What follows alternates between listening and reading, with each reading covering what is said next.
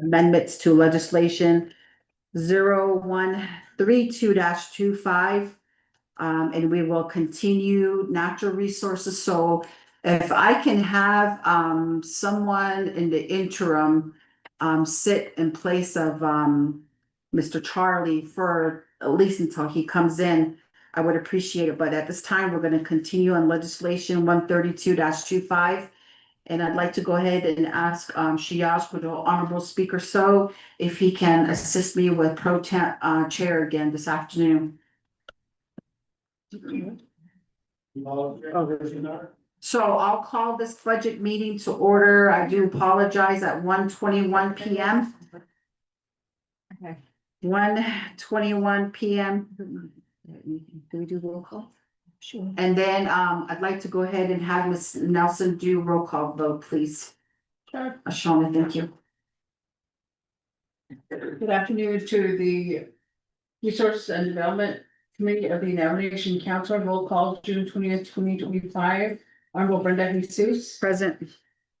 Thank you. Honorable Brenda Jesus is present. Honorable Casey Ellen Johnson is excused. Honorable Shauna Ann Paul. Present. Thank you. Honorable Shauna Ann Paul is present. Honorable Ricky Mann is excused. Honorable Danny Simpson. Here. Thank you. Honorable Danny Simpson is present. Honorable Otto So. Thank you. Honorable Otto So is present. Madam Chair, we have 4 members present upon roll call, 2 members excused. Madam Chair. Hakoshi, thank you for that, Ms. Nelson. And if we can just open prayer for this budget meeting here this afternoon, just to have proper planning and dialogue here this afternoon. So as chair, I'll go ahead and open a prayer for this afternoon's budget meeting. So if we could just all bow our heads. Kodojo lef na usan shmaya dishata. Kodon lini eya. Aslan alo bikajin hitcha hajopa nane needs and kun lini git na Washington da onishi do kun hashim sogo beso lie is this in skinny be a damn hota eya. Beso kone la echina de do eating hit that no le na kid the me do ba ana din hasta ye khahegi be yet the onishi ge ekodon linigi and Hanad Lishigin Hitato ne Kai beat our base on Linivin Hio Kate Namish at that door Nito Hashine large at the Nebeke cotton that has the Igi Kun Liningi the Kahajo button kick ain hit Naya in Zenit Akun Linvi Beso Kun Lini Ayat Ehobikea these Keton Le Beshpas and but on the Jagi Budget and Finance Committee be Ninigi Hajo host on Hayan sick case of base on Linigi could Hajo Hande dots of needs on Kodon Linigin Hajopa in and Ado here and cannot ani Linigin Shaba Hadliango Haba Hadliango Shaba Ahans and no Hundi Shin in Kinahas Tando Ado Kum Hanaz Nishigin the Food and Nebo Washington the 3-branch government Igi Hashin Soko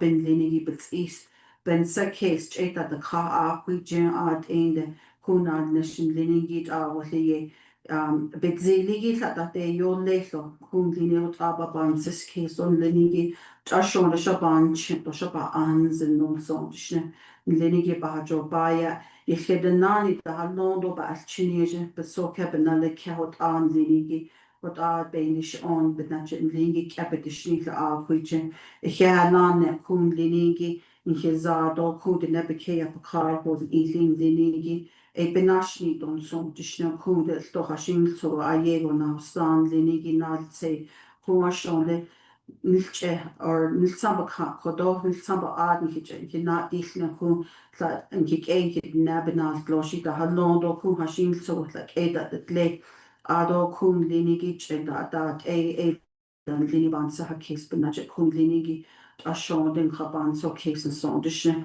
Ado Hashine Lagon Lodge in the has the end in Lini Hajo being a sale case or cum Lini Yat Eon here not is on so the Shin Saha case those has and be Salago put our aim Linigi and he ain't Naba Hajopa Inits and Kunde the Nebekea Pocabo. A good I cannot hitch it today send don't hitch a Hajopa Inis in Kun.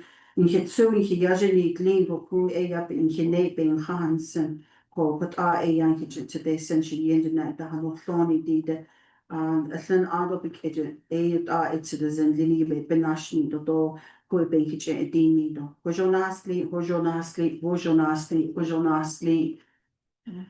Adoshie Kodoshiaj, Honorable Speaker So, Kodosh on a pro temp charity legua. Okay, thank you very much, the prayer and, we are out of recess and, moving forth on to continue with the budget hearings. So with that, yesterday, we, moved into recess. We were in the process of, addressing the Division of Natural Resources, budget legislation number 132-25. Sponsor is our chair Brenda Seuss, and we do have the agent here with us who will be presenting on behalf of Division of Natural Resources. So with that, this is a recap. Yesterday, we had a couple of amendments that needed to occur. And Donna, yes, yesterday, we did request the programs to go ahead and work on those and bring those back this morning. And it did indicate that we could address it two ways. We can do the amendment at the tail end before we are voting, or we could address it immediately. Members of the Navajo Hopi, or I just came from a consultation from the Navajo Hopi Land Commission with Office of Navajo Hopi Indian Fishing Program. So if I refer to the Hopi Land Commission, excuse me, so the deal with that. So with that, so with that, I'm gonna turn it over to Arlen. Do we have the amendments ready? He had pro temp chair speaker so if you want to go ahead and.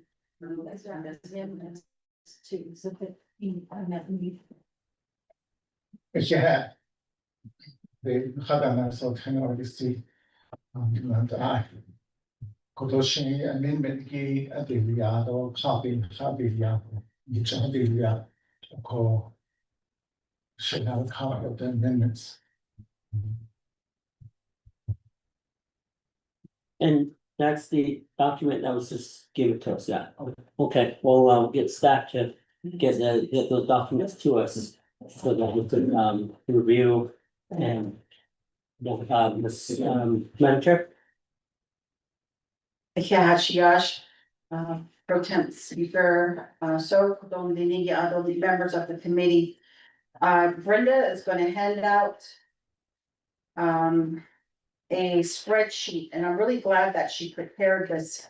So, as you all know, yesterday, the Office of Management and Budget shared the expenditure rate as of March 31st. And what I had recommended was, is there any way that we could get the up to date? So this was run as of yesterday, as of June 23rd. So if you look at the percentage expended as up to yesterday, it actually brought up some of those numbers. And I believe there's only 4 asterisks there that shows that they're still under expending. So with that, it'll give you indication of the current expenditure rate. One of the other areas, a lot of these departments, like the regulatory departments, when inclement weather is upon us, like winter months and possibly even monsoon season. If the staff have to go out there and do some sort of assessment, like on the ground or some sort of a construction, it actually impacts those types of activities. Abenago, a lot of some of these regulatory departments and even Department of Water Resources, it impacts their spending level. Hala eyan le de danchido, those are pretty much the downtimes for some of these departments, and I think that we really need to convey this message to our sister committee, which is Budget and Finance Committee. So for a lot of these regulatory departments, the time to start expending these monies are even probably until late spring and then the summer and then early fall. So I just wanted to bring that to you all's attention, and I just want to thank the team here for providing this updated expenditure amounts to us. And as you can see under operating in that shaded or that box on the side to the right. So if you look at the negative numbers, we have Navajo Land or General Land Department and also veterinarian medical sales. Those are in the negative with their operating. So again, they did, make every effort to try to expend their dollars. And again, we still have several months till the end of this physical year in hopes that we at least spend up in the high 80 percentile or the low 90 percentile, but 100% would be great. So I just wanted to bring that to you as my colleagues. And so Pro Temp Chair, thank you. Thank you very much for that updated spreadsheet pertaining to the overall expenditure of the program. It is true, the document that has been provided by Office of Budget Management reflects the end of March 2030. 31st, 2025. And so with that, the numbers are different, and this actually shows actual expenditures. And to policymakers, it really reflects that the program is not spending, but this other document updated tells a whole different story. And for providing this, we know that there's, we still have the end of the year to expend some of the resources that is outlined in the 2025 budget. So with that, the members of the committee, the amendment that had been requested for change yesterday has been made, and member do we have that in the amendment form setting? So we can amend the begin the process to amend the budget for this program. Pro Tem Chair, members of the Resource and Development Committee, I am consolidating the amendments you requested. And there's also two directives, and those will be separate than the amendment. And so if you will give me 5 minutes, I'm consolidating them onto one amendment and one directive. If you will give me 5 minutes. Okay, then let's do this. Let's go ahead and proceed with the budget, continuing with the presentation. Then our question, and then when Ms. Khan's ready, we'll go ahead and move forth with the amendment. So with that, I know the presentation has been made, and members of the committee, any other question pertaining to the presentation that has been presented to the Resource and Development Committee, also pertaining to their budget request for fiscal year 2026.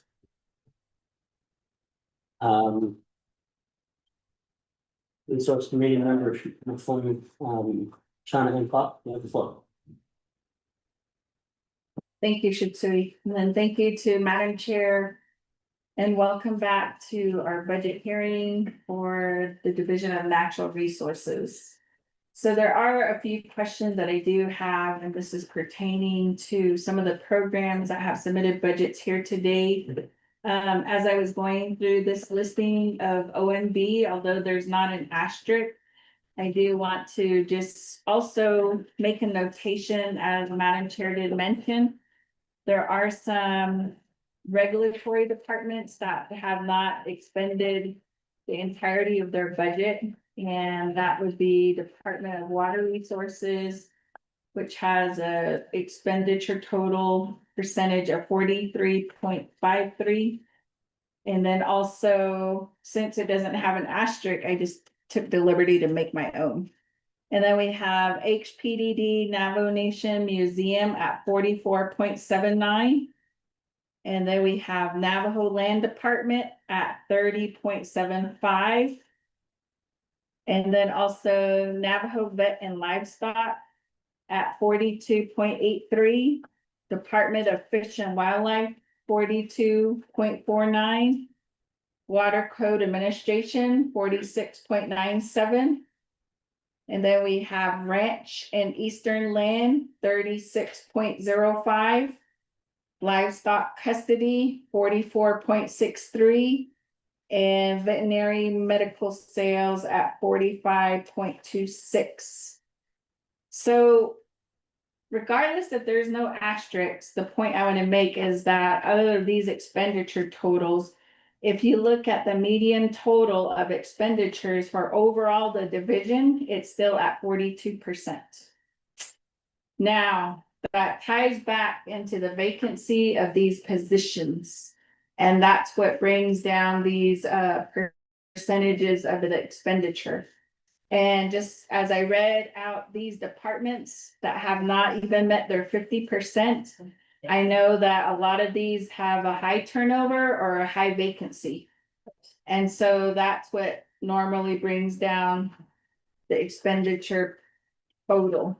So I just wanted to put that on the record because on here, there are only 4 asterisks. And so to me, that's incorrect information, and I just wanted to be clear about that. In addition to that, I did have a legislative concern, and that was regarding the lodging. I don't see that in here, so that's incomplete, so that will remain on the legislative concern. I do see the administration's portion here, and animal control, we have their complete packet now. One of the things I do want to go back to, and if I could have minerals department just clarify. I know when I first came on to this committee, I did give Miss Jeremiah a hard time, but now I know she's a good lady and she actually works.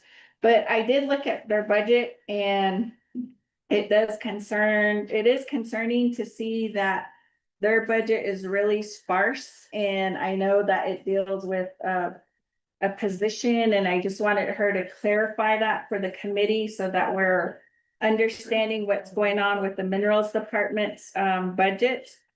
So I could have her just explain that, because there is going to be a need for unmet need, especially if we are looking towards expanding the role of the minerals department. In addition to that, yesterday I did ask Mr. Halona about the merger of GLAD under Navajo Land Department. And I wanted to ask a question as to who is currently overseeing the GLAD department, if I could get that on the record as well. And the reason why I'm bringing this up is if a division director is going to be looking at mergers within the division, what is the basis of thinking of merging 2 departments? One that I would like to offer as a proposal would be the energy office and the minerals department. So it doesn't make sense to me to just do these mergers in small increments when there should be a thorough evaluation of the overall division. And as we look at the minerals department, they do work with the energy companies, they work with the right of ways, the TAAs, everything entailed. And right now, the energy office does have several vacancies. So going forward, I would like to put that as just on the radar for Division of Natural Resources to consider. And the committee did make their statement, as you heard from Shana, Honorable Simpson, that we are also thinking of that in itself for a whole division of energy. And I think that would be something that the Navajo Nation will have to consider. Another part that I would like to recommend is at some point in the future for Minerals Department to create a proprietary account. They do negotiate the leases, and it is because of their work that we're able to gain revenue through several leases. And so if we were to create a proprietary, the Navajo Nation could actually do a set aside account, so that would always roll back over to Minerals Department, so that they're able to retain the positions that are needed to finish out all of our projects across the Navajo Nation. And at this point, I don't see any of that forward-thinking planning from the division. Although we do have companies that are knocking at the door of the Navajo Nation, and every week we get requests for these companies to come before RDC. So at this point in our budget, it may be a little too late, but that would be something that I would, have our division director and the staff think about as we go forward. Another part is just looking at the expenditure rate. And if I'm looking at the ranch program. Yesterday, we had a discussion about the evaluation of these programs, and I think that for the Resources and Development Committee, we're still waiting for the report on the ranches that were toured, and also the success of these ranches.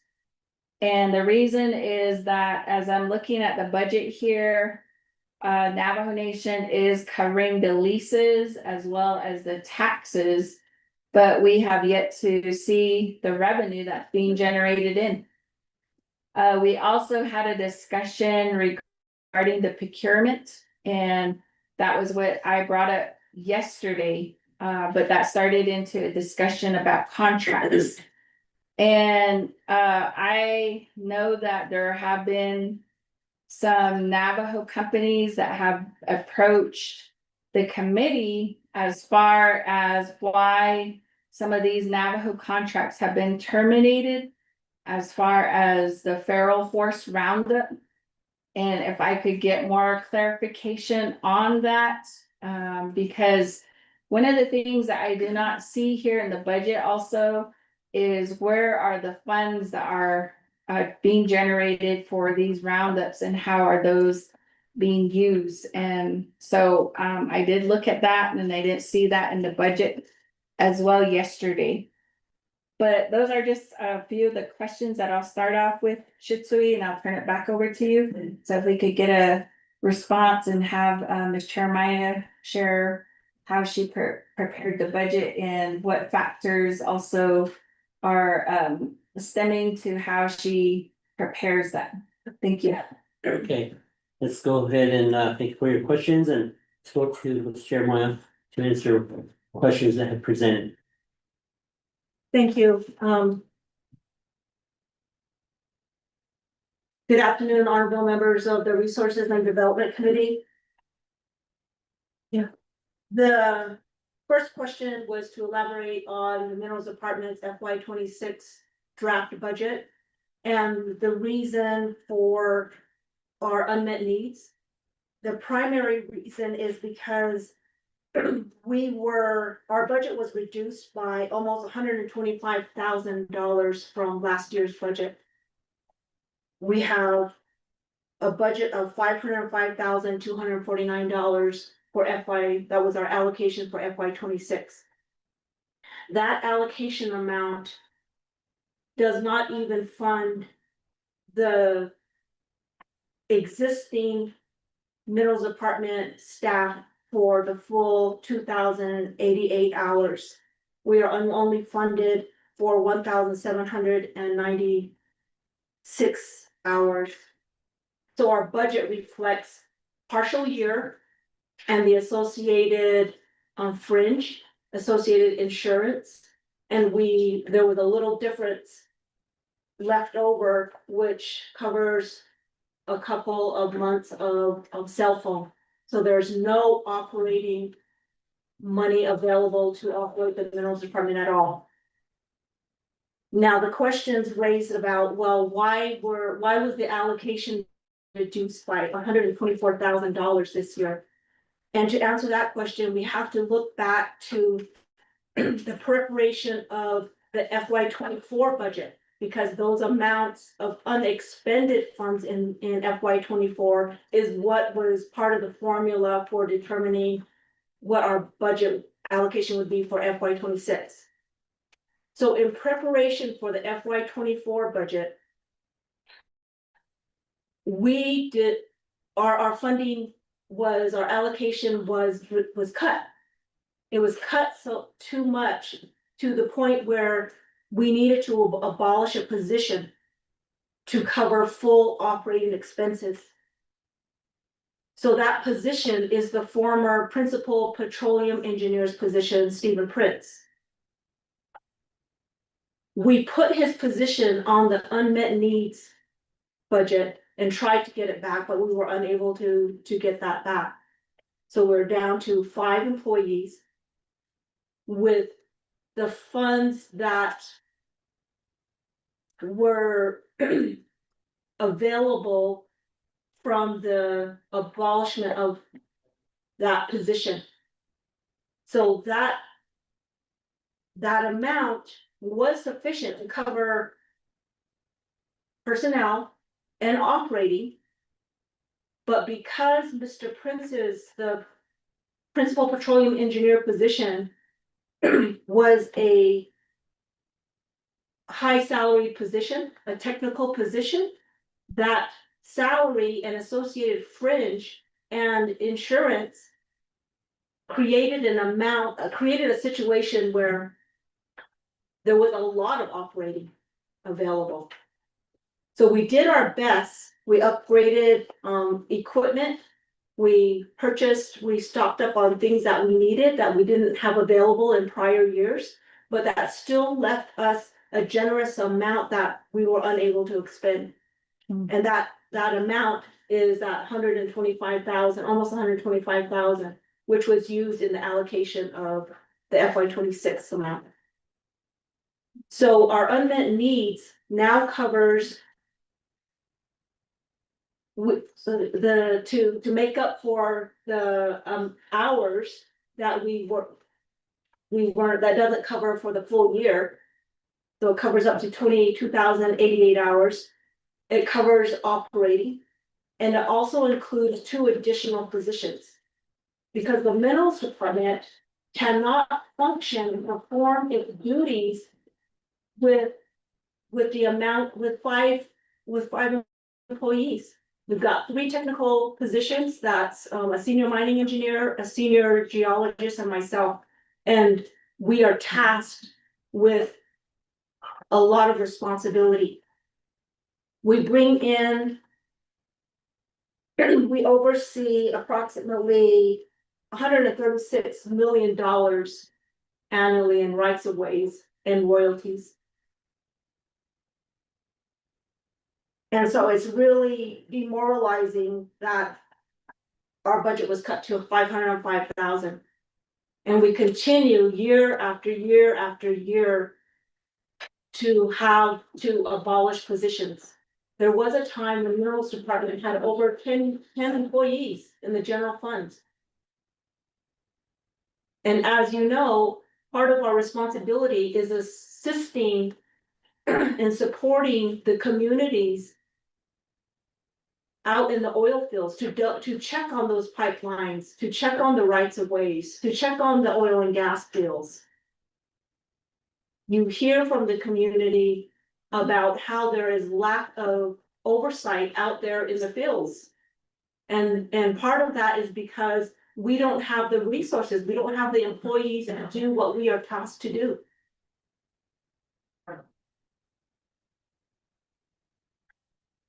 Yesterday it was mentioned that our proposed budget was cut so much that, so it was cut by 35%.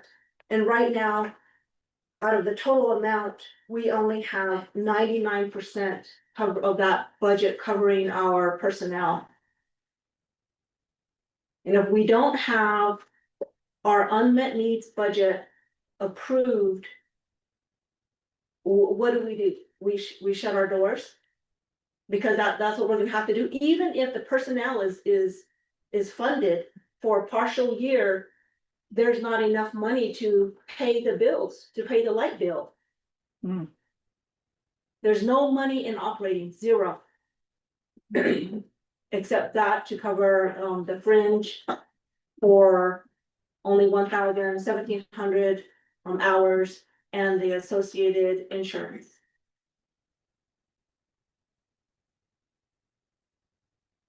Thank you. Okay, thank you very much. Thank you very much for your response there, Mr. Jeremiah. And then we turn the floor over to Harlan pertaining to the range programs and the lodging amendment that was required or requested. Yes,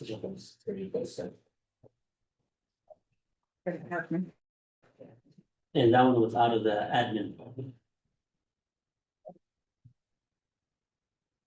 The merger, And the merger too. Glad and who's overseeing the Department of Community Glad. What constitutes the merger.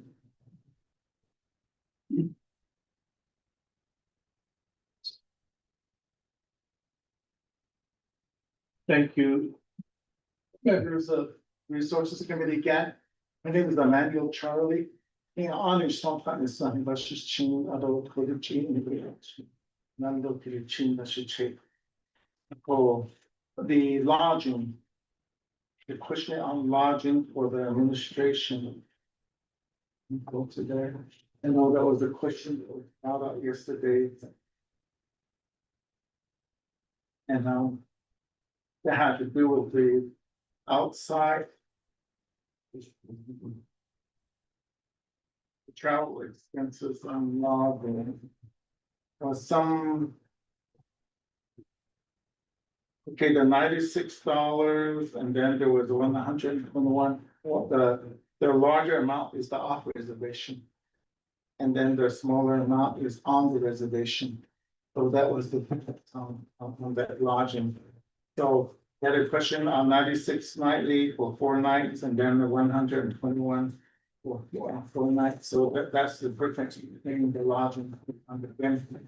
So that's the justification for the lodging partner. So the redeem rate that is issued by policy, that's how it has those figures on there. So that's how we went about figuring those out. Reduce these rates. Okay, so the per diem rates are, although those numbers are based off of OC's per diem rate. And then, and yesterday, the question was to, I believe it was for 6 days. Why was the, I guess, Okay, so 6 staff. yeah, We're good. so we're good on that? Yeah, we're good. Okay, so, Staff, not okay, days. we have Too that, late. we have that clarified. So Rates right here. we're good on that, so that, is your merger, should be, man? The merger, The merger,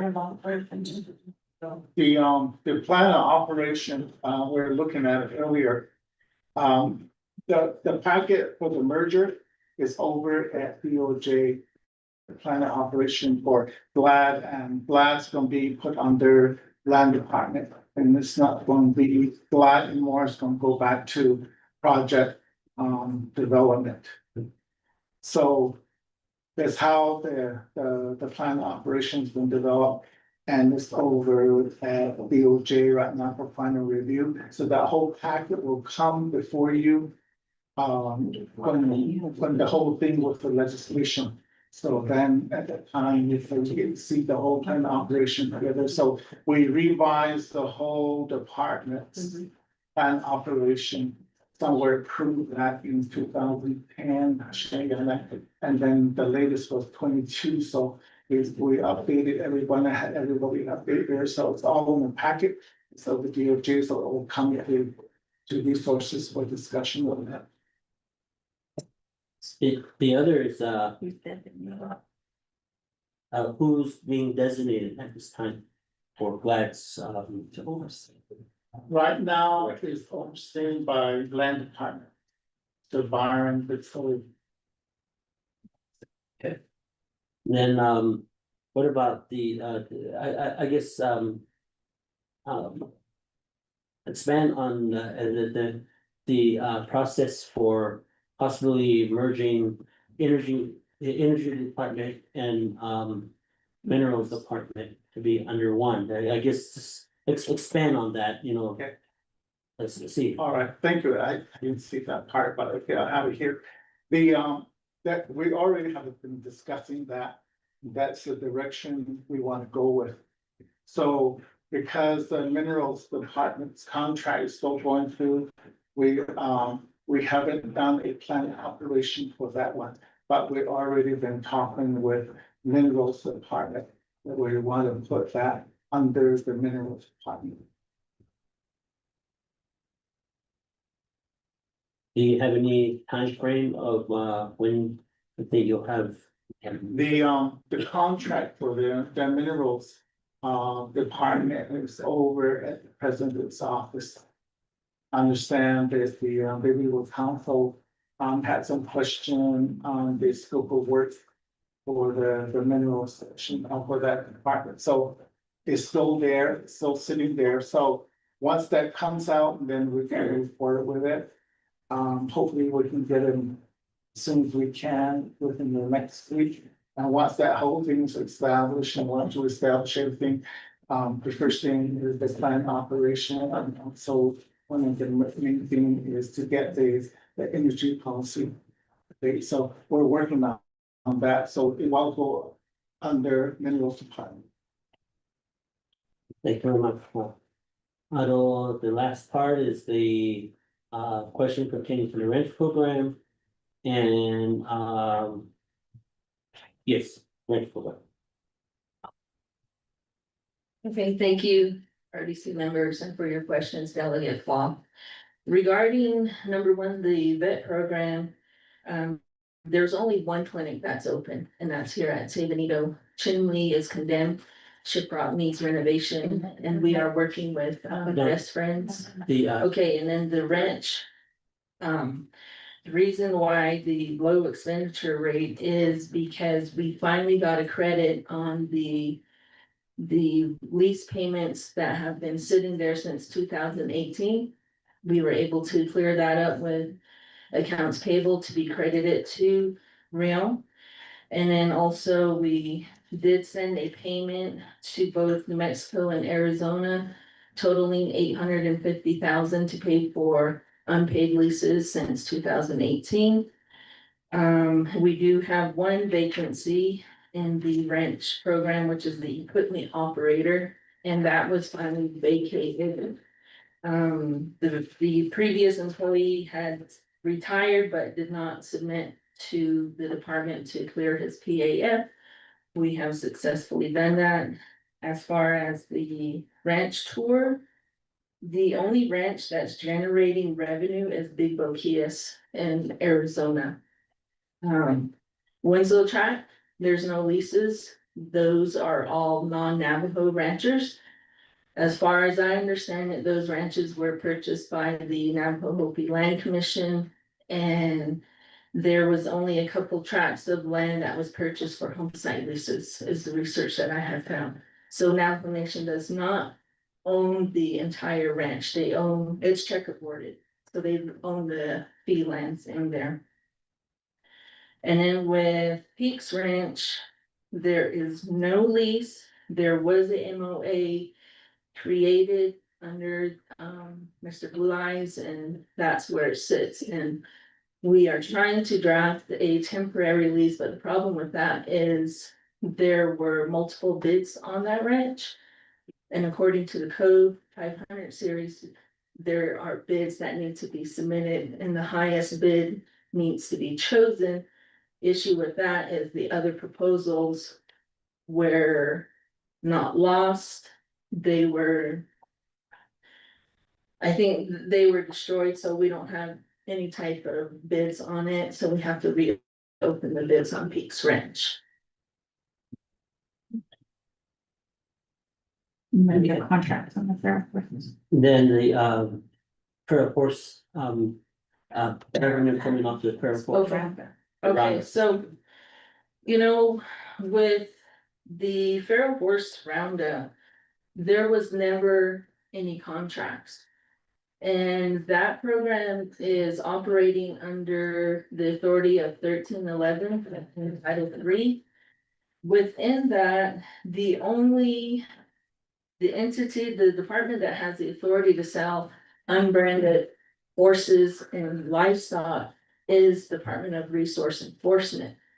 And prior to my arrival, the program was selling the horses and any type of revenue that is generated off of unbranded livestock and equine is deposited into the livestock custody fund. And that is under the authority 1308.8, section 8. So with Cactus 3 and H&B, they were rotating every week on buying the horses that were rounded up. The issue that had come about was that there were no guidelines in place. So we developed some guidelines and we had some concerns. Number one is a falsification on resale permits. One buyer stated they're going to Shiprock, but the horses actually went towards Arizona I-40. Secondly, was the reselling of unbranded horses using the bill of sale from those sales, previous sales. And then also issues regarding the code of conduct of the buyers. Number one is the treatment of the horses. They were videotaped hot shotting those horses in the face, loading them up in the trailer, and then also fair pricing. We had a producer come in complaining about one of the companies. She had sold 4 head of cows to them for $2,000. The company had resold it at Holbrook, and they had received $4,800 for the same cow. So there's an issue with the pricing that they're paying to our people for livestock. And I'm not too sure with the custody fund, if you want me to explain why the expenditure rate is low.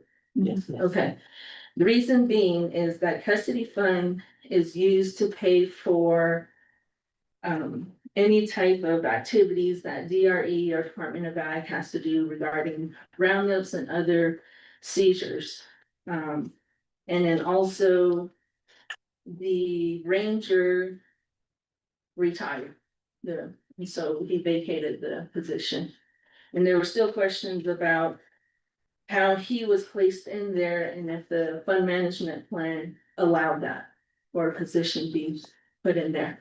So the funds are used to buy hay and anything, equipment, to keep the program going.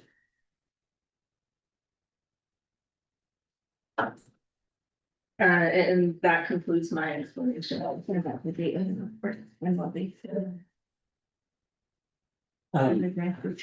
about the date of report to the, when are you gonna report RDC pertaining to the ranch tour?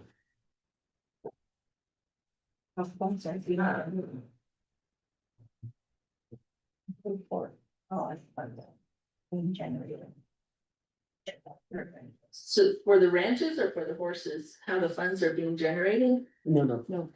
When will you be, one of the questions was, when will you provide a report to the oversight committee. Pertaining to the wrench tour that had happened. Okay, we could do that, in 2 weeks. We can come before you, or,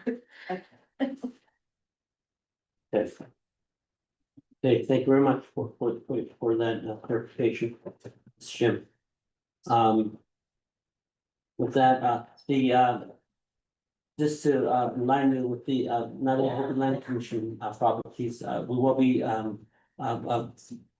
reaching out to your office, the commission, one, also the proposed ranch,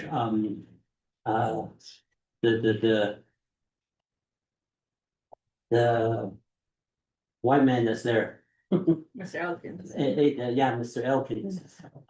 He wants to have a discussion pertaining to the payment. I believe they still have the checks. And the issue was that, the Navajo Nation to send it back. Or the checks were not cash, were not processed. So they want to, move forward to clarify that, get up to date on payments. And then, also, that dialogue will be coming in, we will reach out to you. And then, the commission comes together, we will, outline, how the Department of Agriculture got involved years ago. So they're just getting into those, so with that. Explain why we had to send back payment. According to the code.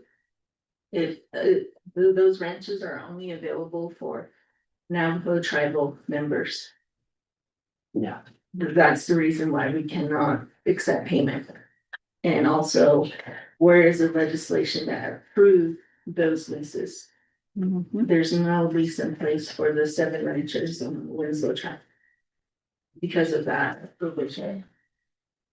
So, that's where I am coming from. And, so we will be, that's why we need a beginning on report. that, on the fast track to, take those leases. Because those leases do not, well, eventually, those lease payments will be generated, will be,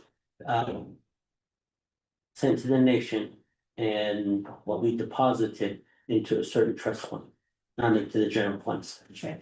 So, that information is being researched at this time. So that, members of the commission or Resource Development Committee, Danny. Mr. Back with you. Sampson. And the fourth. Thank you, Mr. Thank you, Mr. Fulton Chair. Members of the Civil Manship. Presenters, good afternoon, everybody, good afternoon. I've got OBs here.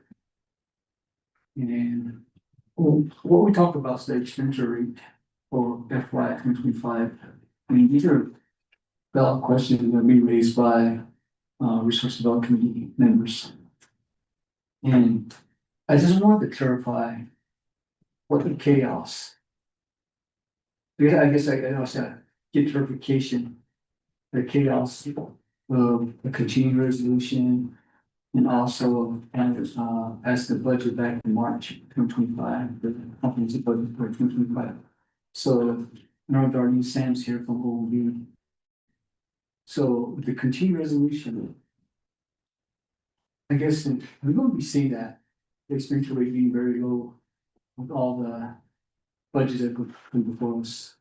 And the question will be going to Darlene, since she's from OOB. What did each department have to go to get their fund, get their, I guess, their funds to expend? What, and I know there's a big thing that you guys have to do to get the funds to these departments so they can expend.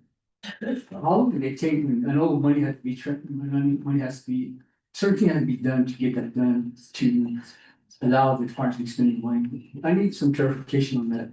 How long did it take? What do you have to do? What is the continuing resolution for the first 6 months for FY 2025? Can we get some clarification on that? Okay. I had a numerous questions, I mean, Okay, first okay. question. So, can we get that clarification right now, folks and Chair?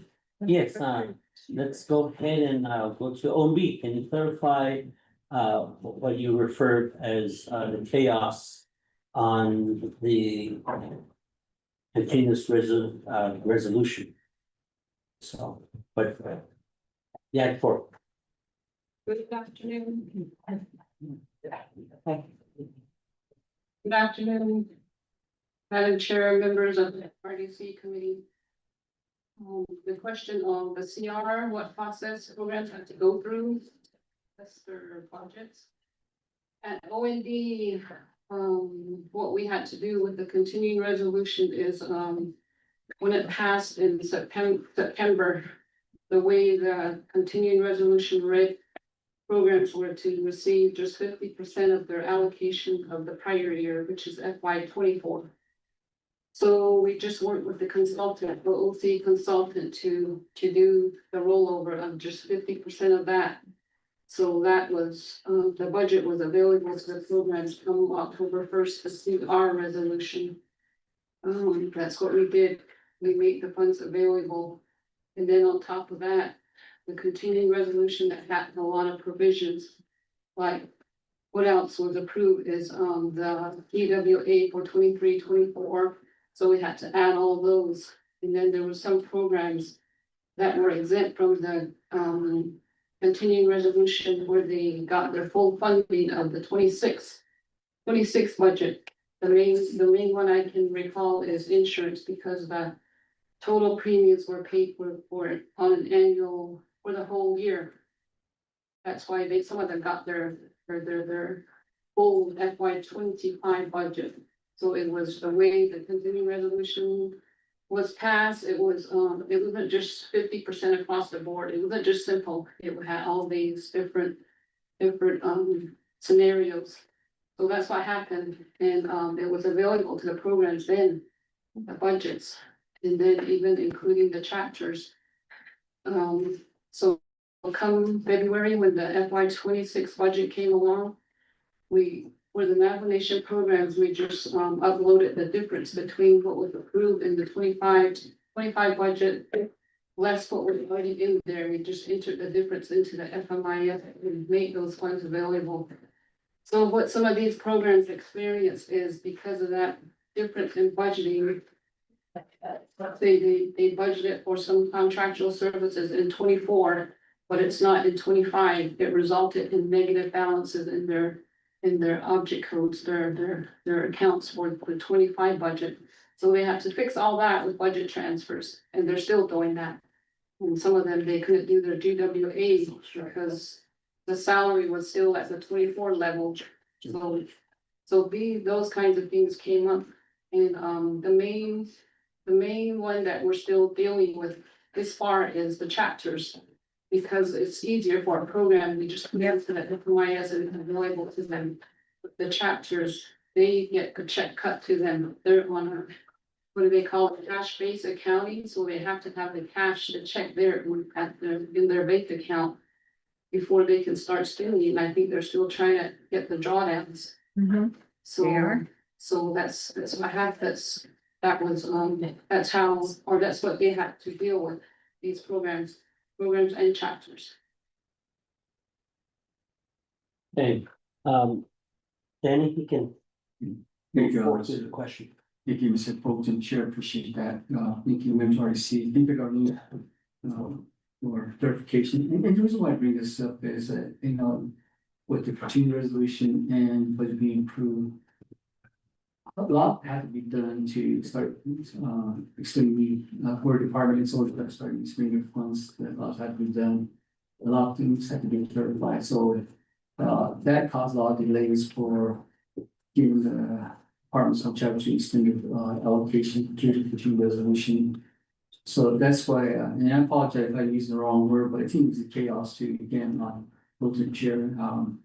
This is something that, a lot of things have to be done prior to extending these monies to be expended by each department, and clarification then be made So I kind of somewhat almost, I wish the expenditure rates were, where it's supposed to be at, something that, you know. The second quarter, it'll be around maybe 45-50%, but with this, continuing resolution, and then going back to your budget, going for the comprehensive budget that was approved. For FY 2025, back in March. We still have certain, I want to say department, we're still charged, still waiting for 3 months. Still waiting for the allocation. The chapters. And this is what we're dealing with too, RDC, we're trying to get this, these allocations. For FY 2025 to your chapters, and chapters development are, readers. So, and people look at their expenditure rate, their plan will probably be very, very low. So, anyway, so I just want clarification on what the resource development committee members know that why it's make continued resolution and what being passed in the March, maybe that's the reason why the expenditure rates are low. And that's what I look at it. Then going back to, this is what we're gonna be facing. We got a good amount of revenues coming in for FY 2025, FY 2026. But we reduce these allocation to the 3-branch chief, fixed, 3-branch for the navigation. And again, the state branch got a cut. Approximately 24.4%. From 21 million to 16 million. Same with the executive branch. And it goes back to 117 million to 102 million dollars. With FY 2025 to FY 2026. So they got a big cut. And to this day, that's what RDC is facing today. How do we cover the shortfall? How do we cover the shortfall? How do we go about that? But again, it goes back to what I said yesterday. There's $30.8 million that was approved, not approved, but recommended by Budget and Finance. How we, what project they want to fund. And yesterday, one individual told me, but Budget and Finance has the final say on the budget. That I told her, no. The Navajo Council has a final say. What comes from Budget and Finance is a recommendation to the council. The council can make those changes. And that's where I want everybody to realize that the council has the final say on the budget.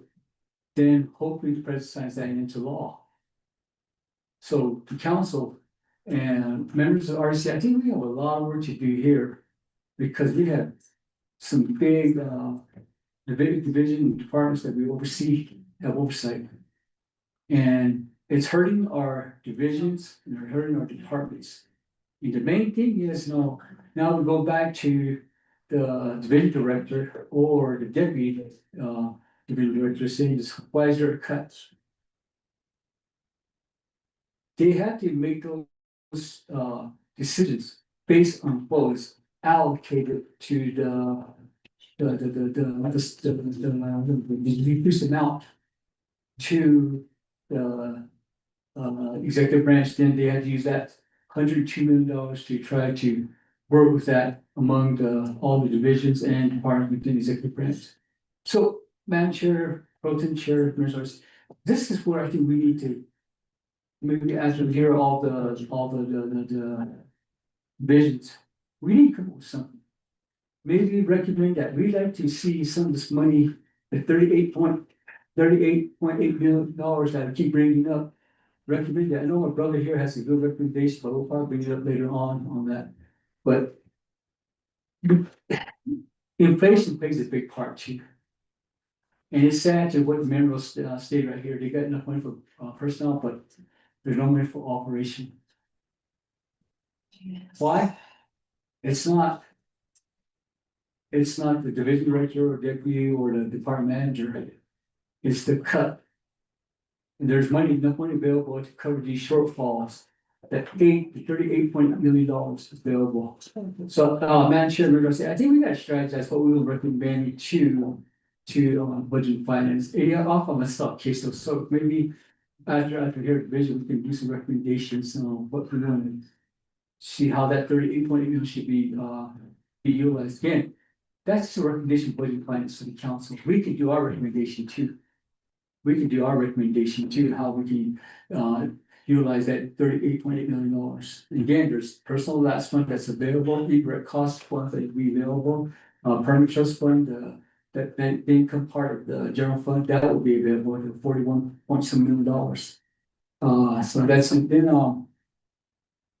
again, going back to the unmet needs. And my little sister brought it up, it's very, very important to get this energy office established, and it's not part of unmet needs. It's not part, we got people, we got big companies waiting for us. But the thing is, how do we vet these companies that want to be fixed on these energy companies? I think to me, Deputy Director, hopefully you can make this back to your boss there. That while we're working to, I hope we establish this office within this fiscal year, FY 2026, hopefully establish it. Somewhere we get funded for the unmet needs. And it's not gonna be $200,000, and I state that it's not gonna be $200,000. Just like, your office stated, the professional person that, the engineer, petroleum engineer. Large amount, you have to be paid for. To have that position. These are professional people that will be in this energy office. And it needs to be established. This is the office, along with minerals, that will bring new revenues to the nation. We have to start thinking about new revenues for the nation. But we got companies out there waiting. It might still be fossil fuel, might be clean energy, but we still have to think about bringing new revenues to the nation. Like I said, we don't know if Four Corners Power Plant, that's just 6 years away. We don't know if the Four Corners Power Plant is, the shutdown is 2031. If that shuts down, never mind shuts down.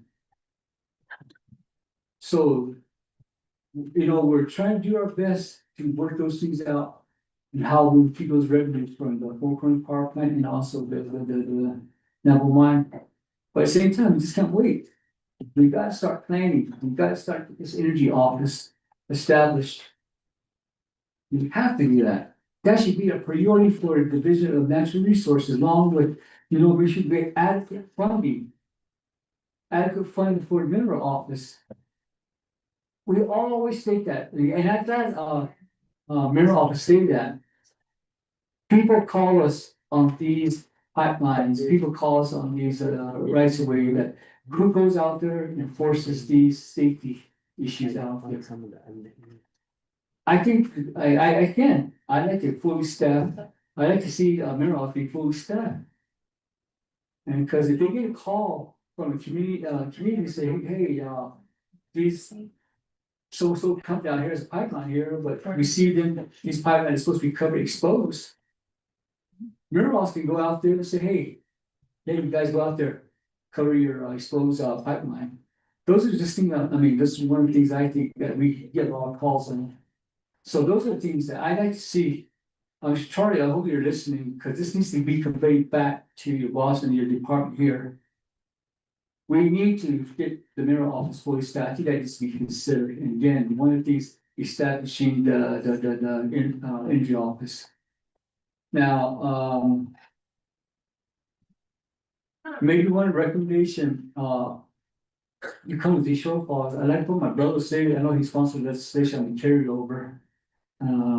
But right now, we want to recommend this carryover for each department here. It takes 22 votes, 7-8 votes.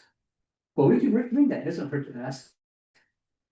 It doesn't hurt to ask, because with the low expenditure rate that we're talking about, we could probably use those carryover. But maybe we can recommend that, I'm just gonna put in chair, I know it's a long shot, but it won't hurt, we need the 7-8 vote of the full council, which is 22 votes to allow carryover to happen. So that's just a recommendation on put in chair. I like what you said yesterday, when we finish our meeting. Also, on your unmet needs. On your unmet needs, is this the? You got, mineral office, the water resources, operation maintenance, navigation land, department, and like, other, I think you got 1, 2, 3, 4, 5, 6, 7. You got 11. So is this priority the way it is? So is the way you have it, stated on the unmet needs? Yeah, Mineral office one? yes, Okay. Okay. I just want clarification on that. Then the last one, important chair, I was trying to get this in one more. While we establish this energy office. No, we can't wait another year to where we try to vet these companies that are, viable to conduct business on the navigation. Starting. So I think the division, working with the mineral office, I know we're working on that, and we had a team under executive order. That was established, a vetting team. So I think we need to start. And they're coming for us. They come before us, say, we want to do this on navigation, but we still think about how do we vet these energy companies. To say they're viable to conduct business on navigation. So that, I like to be that priority for division. While at the same time working to establish the energy office, all that, so. So that would be my recommendation to, and hopefully, that can be done, and I know it's, I just want to say thank you so much, everyone here. I know you guys have a lot of work to do, then you have all the council putting a lot of pressure on the staff here in departments to get these things done. But I think the most important thing right now, we work together to make sure that how do we keep the navigation continue to operate? Like I said, just imagine if Four Corners were to close right now in Apple Mine, you got $45 million lost revenues to the nation. And if people are sitting in here, a third, you probably be laid off. Yeah. Be laid off. So we gotta think this is the most important thing. I think if the REC is gonna accomplish a big task, working with the Division of Natural Resources, establish the energy office, and at the same time, get these energy companies vetted out so we can start working with them to conduct the business on navigation. So thank you, Mr. Pro Tem Chair and members of REC. I appreciate it. Thank you, Madam Chair. Thank you so much for responsible legislation. And again, I thank you so much, staff, for working very hard for the nation. Yeah. Okay, thank you very much. I'm gonna turn over to VNR to give some answers and. Almost there.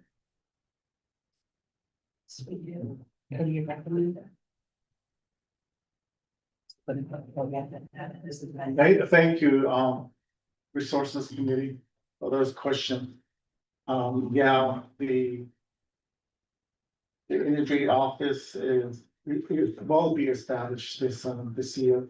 We ran into contract with CR, the funding, portion of the funding came in the first and second half, so.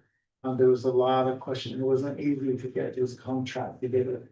And the mineral department is the one that had that the contact, so they've been working on it, and they want to. So with that, the recommendation that was provided, that's what's gonna happen on the energy. We take that as a priority, go and make sure it is already a priority for DNR right now, so we want to get that. So with the first funding that we've got some equipment for them, the computers, printers and stuff like that to start with. Yeah. But because of the cut in the unused funds, they took a portion of that money out, so it only left us 99,000. So we will look into that and help the minerals department, and hopefully we can get the minerals department going again with more funding. What's the scene structurally? With that, thank you. We're definitely gonna make that priority.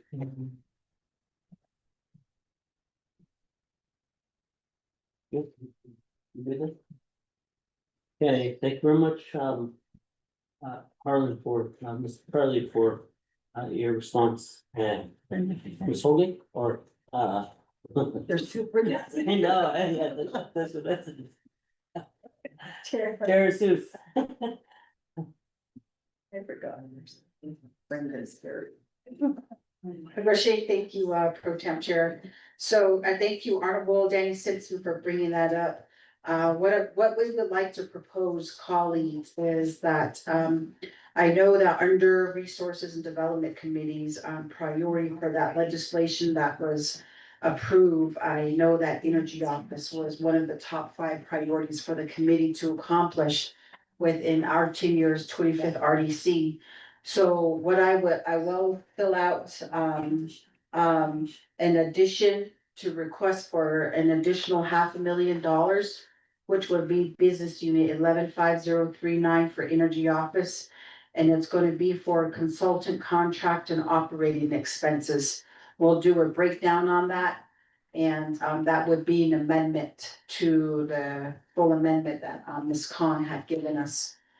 Because I know that, this is an area that has been talked about, and I really think that we need to fund, because they got a almost $100,000 less this year as well for their operating budget. If you look at $150,000 less this year, so in order to expedite and execute and have them fully engaged in, number one, the priority was to amend the energy policy of 2013, and then also to vet all of the 44 plus energy projects that were submitted to the Navajo Nation, and I know those are still idling. So those would be the main tasks that they would have to carry out within this physical year. So at this time, colleagues, that's the request that I would like to propose to you as my colleagues under unmet needs. Requesting an additional $500,000 for Energy Office Pro Temp, Chair, thank you.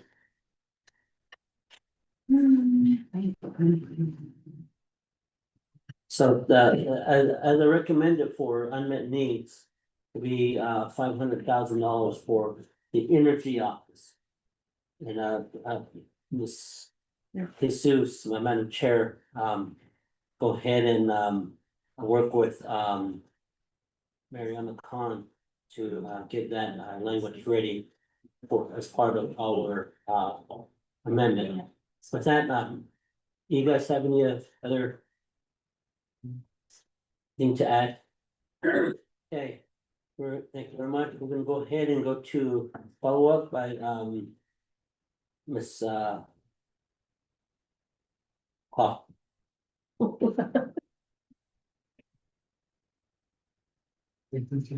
Thank you, Shipsui. Okay, so I'm gonna go ahead and go to our unmet needs budget, and I do need for clarification from Navajo Land Department. And this is regarding the budget. So you did make a statement, Mr. Charlie, that Mr. Bitsui is currently overseeing the General Land Development Department, otherwise known as GLAD. And so I'm wondering why there's no vacancy under that particular department manager position.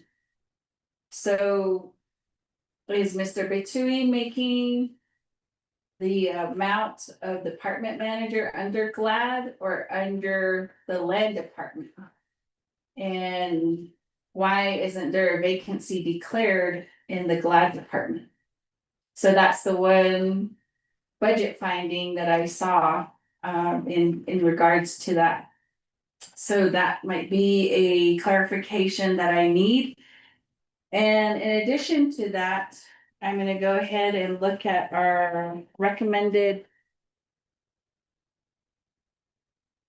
The recommended unmet need here. And so we have here Navajo Land Department to restore 3 regular full-time complete computer network services, maintain the data structure within Navajo Nation system modules. So to my understanding, the home site agents as well as GLAD staff, those are within their scope of work. So it doesn't make sense to hire more people to create modules. So I would need clarification. So the unmet need amount for land department, $361,448. Currently, Navajo Land Department will receive in this FY 2025 general comprehensive budget. It states here. Looks like this is off of the OMB, but they had 1.9 million. So if we were to grant this, that would put it over the 2 million threshold. And again, this is for positions within the department, but I do see vacancies within the department as well. And then since Mr. Bitui is looking over the GLAD department, I'll go ahead and go over their unmet need request, which is 32,106. Which states operating expense to conduct Navajo Nation business and cover cost share personnel and operating expense to conduct Navajo Nation business. If you could clarify what that means, and then their proposed FY 2025 states $492,685. So I do need clarification, as if the clarification is not sufficient, I will be removing the unmet need per the legislation. In addition to that, as far as the minerals department, I did submit a change for the unmet need for minerals department to increase by 100,000, which would make it $414,408. So just to also make note of that, and I believe Mrs. Khan is already working on that particular one. So at this time, again, just clarification on why the position is filled on the budget, but if we have someone that's serving as an acting, why was that not shown correctly on the budget? And then are there other positions, if you look at your listing there, that are vacated, but they reflect that they're filled on your budget? And I think that for myself, we have to be very careful of that. As to me, that does show that you're holding a position, but it's not filled. And the reason why I say we need to be careful is that if that position is not filled, again, that reflects on your expenditure percentage. So if I could have those clarified, and I'll go ahead and turn it back over to you, Shatui. Thank you. Okay, thank you very much. I will turn the floor back over to Division Natural Resource earlier.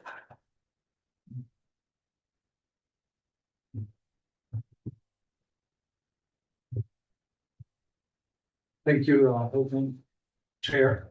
I'm going to go ahead and refer this to Land Department, to Byron.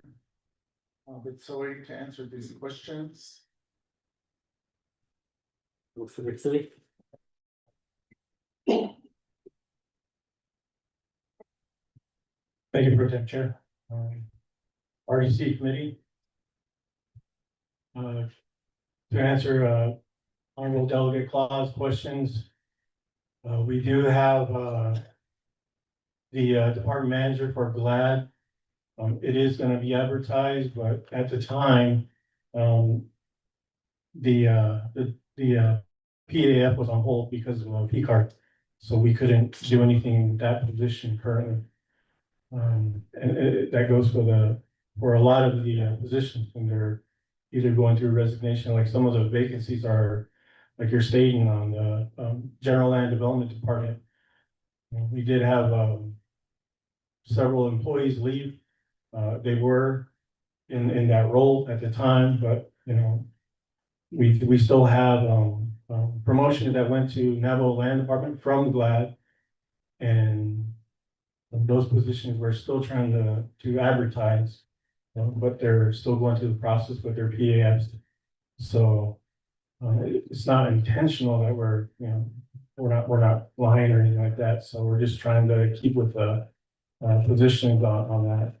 And we are fulfilling those positions. We had an interview today for the environmental specialist, which is temporary, but we're trying to fill it as soon as possible. And as Mr. Alona stated yesterday, the senior environmental specialist was filled about 2.5, 3 weeks ago. So, and she's been really beneficial with a lot of projects moving forward again. She came from EPA, so. Also, the 3 positions for land department. If you look at our budget, it says we're abolishing 5 total.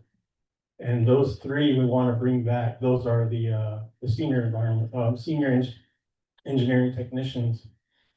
And those were part of our corrective action plan to bring those back and reclassify them as land support agents at our agency offices to help with consents and investigations, to kind of help us with to fulfill our compliance officers, which is in the home site lease regulations. So that's probably another amendment we're going to work on as well with probably Department of Agriculture, DOJ. We were supposed to work on our amendments on Monday with DNR and staff and DOJ for the home site lease. But we're here with the budgets trying to handle this before we get to that. But hopefully that clarifies the 3 positions that we're wanting to bring back. Those were the 3 out of the 5 that were being abolished because of where the budget stands. Fortunately, those 5 positions were vacant. We did proceed with reclassifying engineering technicians to our office specialists to help at our agency offices. So we reclassified two of those, I think it was, and we did get applications and we fulfilled those positions within less than a month. So things are working, they're moving forward with the land department. We're trying to do our best with the general land development department. I know there's minimal staff downstairs, but the staff that are there are working towards, fulfilling a lot of these projects as well. And also Navajo Land Department, a lot of them have stepped up to help with reviewing these projects. They've never even did any of that. So we're showing them, and I'm taking a lot of that too as well, reviewing and pushing the SLAs as soon as we can, because we know these projects are funded. NTIA with the telecom. We've completed several telecom towers to move forward, which have been installed for even 2 years to 1 year, and they're moving forward. We need to get all these towers and these leases and everything move forward. So I think I fulfilled everything. Okay, that needs, the oversee. No, Can you just to restate elaborate that? this. What was that? Okay, can you elaborate on the GLAD's unmet needs? Oh, yes. General Land Development Department, they were, when I was given the delegation, the first thing I looked at was the budget. We had multiple object codes that were in the red. So I had to move money around. Their operating was in the red, their mileage was in the red. Because the previous department manager made it top heavy. So that was one thing, and then with being the department manager of the land department, I had to put their vehicles on hold because they had no mileage and they were just creating a negative in that account. So what we did with land department is we let them use our vehicles to do their consents. with our vehicles, so. We try to make it work as well, but with the unmet needs. Those are to cover, a lot of the, object codes that were in the red. So they'd be able to, do their public service duties as that. And I think that's what the language states is that so they're able to help the people. On their daily activities. Thank you. Alrighty, thank you very much, Mr. Mitsui, for answering those questions. Members of the Navajo, hopefully. Resources Development Committee. For my own mind is we had an important consultation meeting this morning. And then we've been preparing for quite some times, and I was all stuck. And that's where my mind is at still, so. Other than that, members of the Resources Development Committee. Any other questions? To the budget. So right now, I believe we have the documents for the amendment. And then we have the document for the directive. And we have the document for the recommendation for including the Resource Development Committee report. So we have 3 actions that need to happen, and I would like to ask the committee to go ahead and address the amendment number 1. Here, And Mariana. Khan. Members of the Resources and Development Committee, I am updating the amendment to include what was just discussed. Okay, And I'm just ready to cut and paste it. President. let's do the directive. Yes. Let's go to the directive so we can take care of that. Have, Peggy read it. So Peggy, read the directive into the record.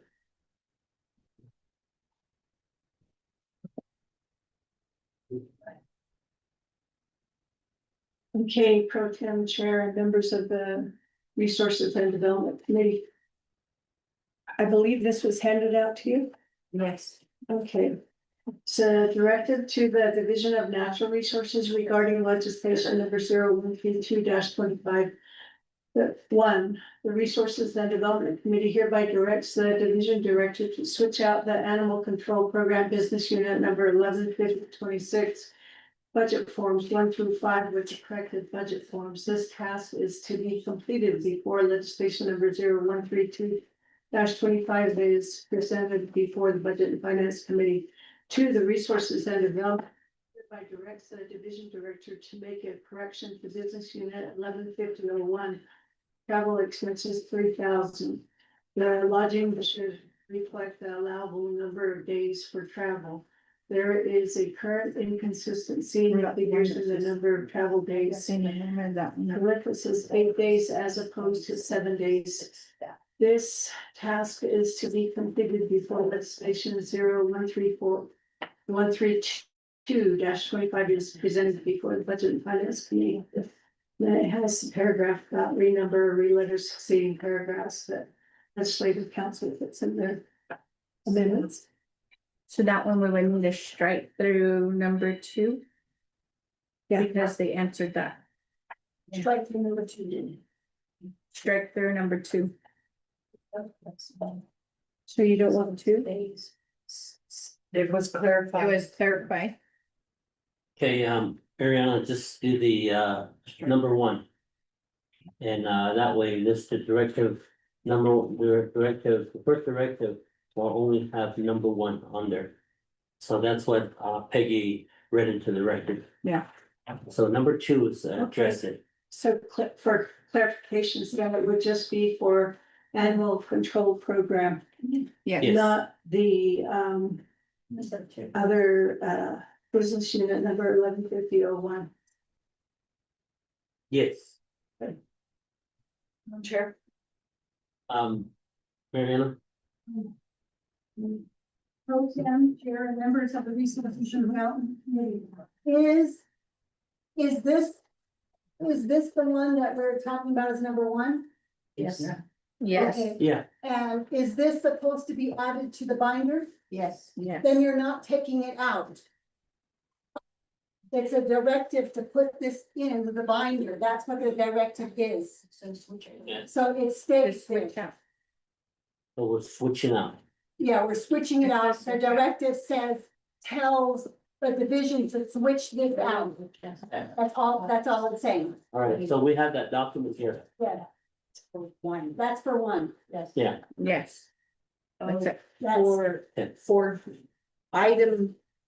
Chair. two, Madam the Chair. two that's supposed to be struck. So, thank you, Pro Tem. So, to Ms. Khan, on that directive, number 2 needs to be just, either deleted or striked over. Why is because the staff here had clarified to Honorable Claw, and made clarification according to the travel policy and how off reservation and reservation, lodging amounts are different.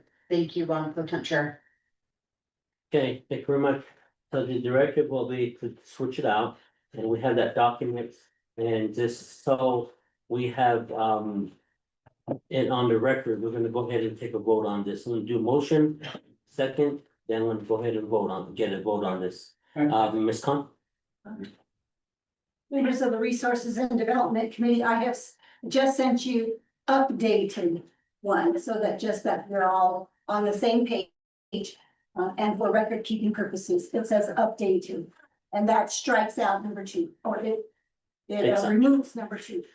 Okay, awesome. Thank you. So we have that, we have the updated amendment form. Staff can give that to us, and before I go to ask for motion party, Delegate Simpson. Thank you, Portland Chair, I'm sorry, Madam Chair. Mrs. Khan, I guess the question would be going to you, or we can answer ourselves here. Why are we gonna approve directives that have been carried out? We believe first one, the first directive, we got a new exhibit. That's my understanding, this is what the directive, even though we include the directives, but vision and that research, comply with it, we have just replaced this new exhibit. With this old submissions. And to understand, number 2 has been carried out too. So why are we approving the directive, this will be, we should have done it yesterday, so it would have been done today. So I'm not sure why we're gonna include this into the resolution before it goes to budget and finance. So I don't understand why we approve these directives, they've been complied with. So, Madam Chair, I guess supposed to chair, a question to Madam Chair. Along for presenter, Because it hasn't been accepted. does have those 2 directives have they been complied with right now with Division of Natural Resources? Pro Tem Chair. Let me clarify this. So this directive thing that should be at the end, that's to an issue like when a program needs to comply with something or things like that. But in this case, I believe this is an amendment. So we'll treat this as an amendment. And I would like to indicate that I'm gonna go back to staff and have them read the that directive language into as an amendment. And that way we can address that with the motion second and do the replacement of forms. Before I go to Mariano, let's go to Chair Jesus. Yeah, thank you, Pro Tem Chair and my colleagues of the committee. So since the animal control program, forms 1 through 5 is just being switched out, not more so a directive, but it would be comprehensive with all the other amendments that we have that Ms. Khan had also given us earlier. So it would just be an amendment to exhibit or in the budget manual to switch out the budgets form 1 through 5 for the animal control program is how I would see it to be language. So, but of course, let's go ahead and yield time over to our legal counsel, Pro Tem Chair. Thank you. Thank you very much, Ms. Khan. So the Resources and Development Committee, the legislation is 0132-25. This particular legislation has exhibits A, B, D, and then you're gonna do G, and there'll be an H. Believe it or not, this is not an exhibit. Right. So you can't make an amendment to something that is not an exhibit. Right. That is why I say a directive. That's the only reason, to supply some way of recording that what they gave to you for you to look at, they're gonna be asked to switch out, the documents. And this is not an exhibit. At this point, it's not an exhibit. Hmm. Other than, so you can't make an amendment to it because it is not. In there. It's not in the included as an legislation. exhibit. And this is, a technical term to use the word exhibit, amendment, and you do an amendment to what's here. Mhm. And for clarity purposes, you've done something. And so you've received this document and all the directive means is to change it out. And by putting it on the record, it just, is for the record purposes. It's true, they've already given it to you, you've already inserted it, it's already been done, and that is true. However, for record keeping purposes, just to have it on the record that it was changed out. Yeah, That's the most I can explain it. that sounds, that. Yeah, thank you. With the years I've been in the budget, the first I heard that, and it does make sense, it does make sense. The actual budget binder is not an exhibit in the budget. So with that, we're gonna take that recommendation since you're our legal counsel. And, therefore, just to get things on the record, because someone's gonna ask, what happened, explain this conversation. So with that, I'm gonna go ahead, so we're gonna have the motion, what was read to the record. A motion is, motion by, Delegate, Sensen. And, second motion? Second motion by, Delegate, Chana and Kwame. With action, any other questions to, Director number one? Is that amendment one? Directive, it's a directive. It'd be a directive. So But it'd still be amendment number one as a directive, It's a right? directive, Oh, it's It's just a directive, okay. directive. just a directive. Not an amendment. Remember the tradition or Michigan. research and development committees. I got a money jar right here, and every time you said that wrong. Any, questions, to the, directive number one? Not hearing anything, going once, twice, three times, staff can proceed with roll call votes on directive number one.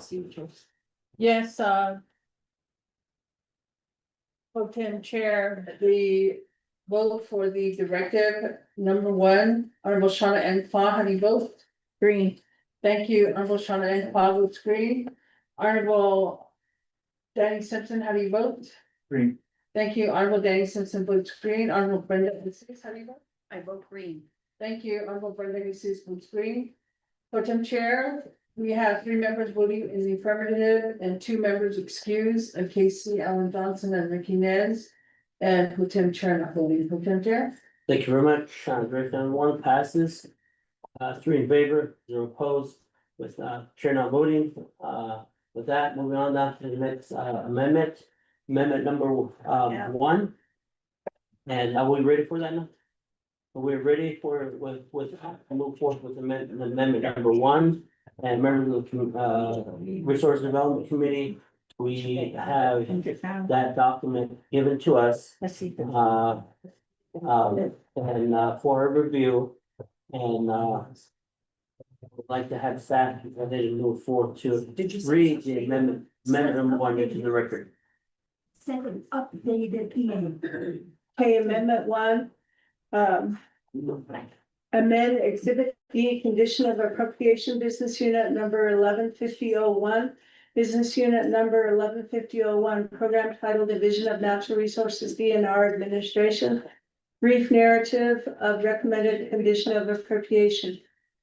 The Division of Natural Resources Division Director shall provide a priority project listing to the Resources and Development Committee, RDC. The RDC shall approve the priority listing before the DNR will be allowed to use the funding. Recommended travel funds account to be frozen if a condition of appropriation is not completed by the end of the first quarter.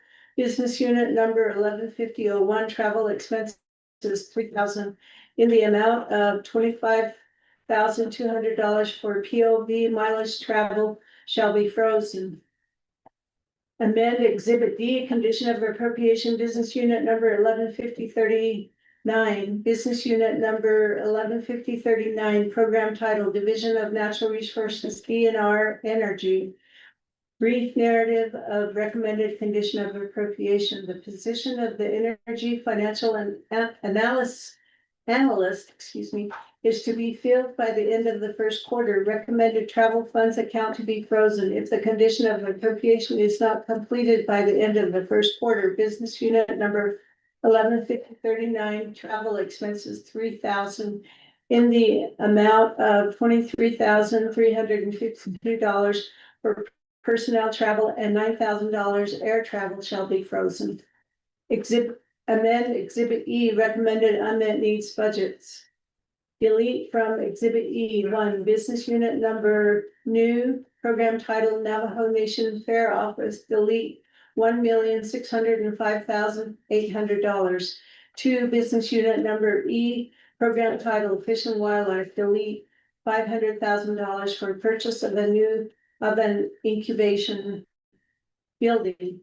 3, business unit number 1153. There's no, It's program title Fish and Wildlife Zoo, delete it's 167,000. is the, So the correct number is 115035.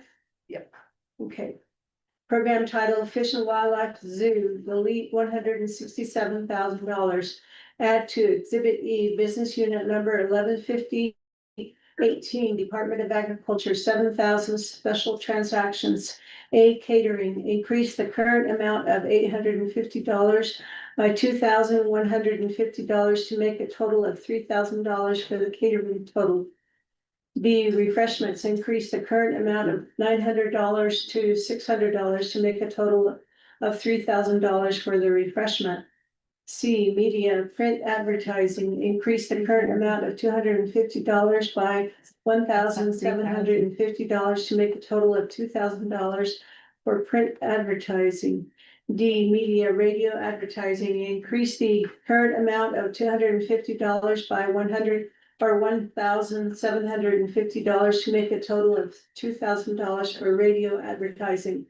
2, budget unit number, business unit number 115034, Navajo Veterinary and Livestock.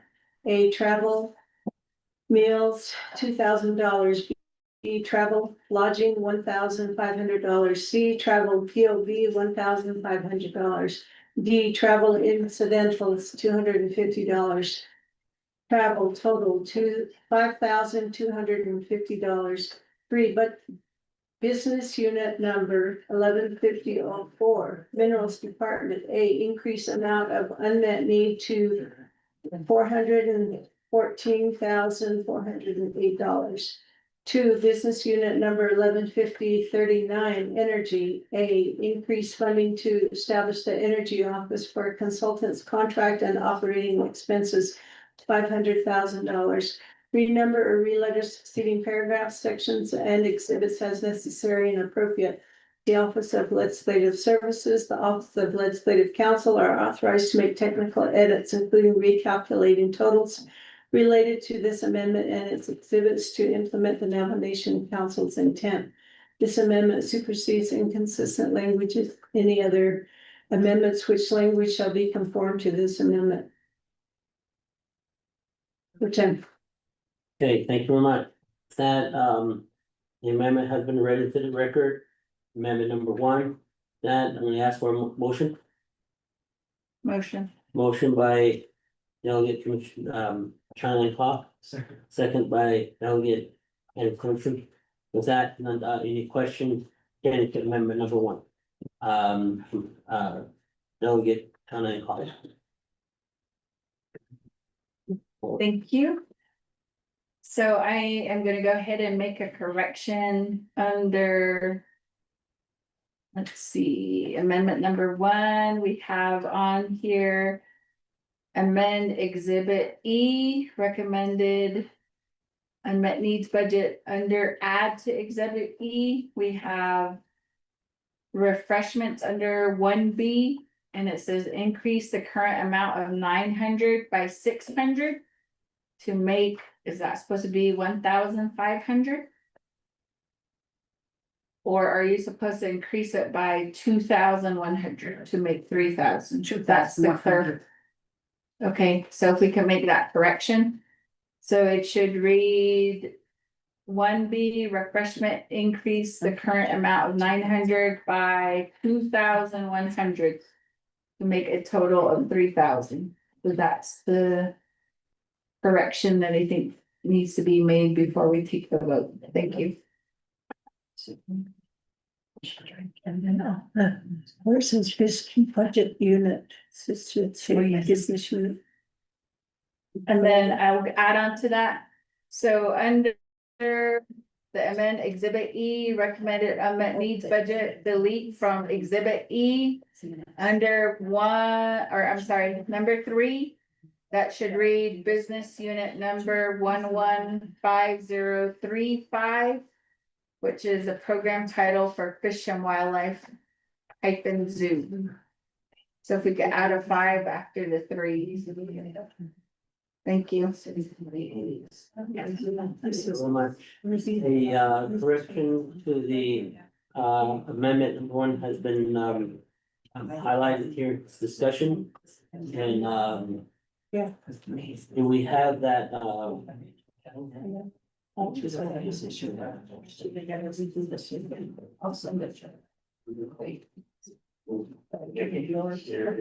think those are sort of just technical corrections, correct? I shall, sending it in updated 2 times. Yeah, the updated information has been sent to the committee.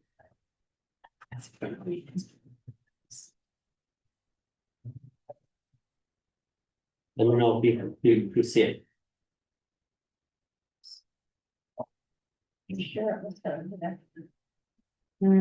This was. Yeah, right here. It's still coming right there, Diddy. Still in the cloud, rabbit.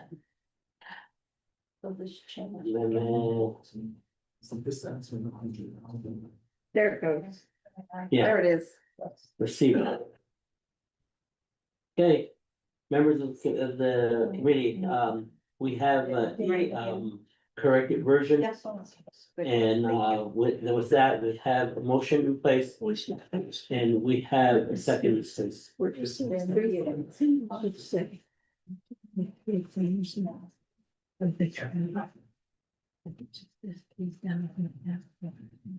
So, okay. Just for clarity. Yeah, see that. Okay, so I guess we're gonna have to do another correction. Is it a technical one? Yeah, it's a technical one. Yeah, it's a technical. Yeah, it's a technical, that Yeah. language at the bottom allows for technical amendments. Yeah. And so. Yeah, that's what it says. We can do The that. message, yeah. Alrighty then, so we're gonna go ahead and move with this and we have the motion in place, second in place. We've got the clarity on the correction that needs to happen on amendment number 1. And with that, members of the committee, do we have any additional questions at this time? Pertaining to amendment number 1, once, twice, and 3 times. Staff, can you proceed with roll call vote? Yes, pro tem chair, the roll call vote for the amendment number 1, Honorable Shauna Ann Claw, how do you vote? Green. Thank you, Honorable Shauna Ann Claw votes green, Honorable Danny Simpson, how do you vote? Green.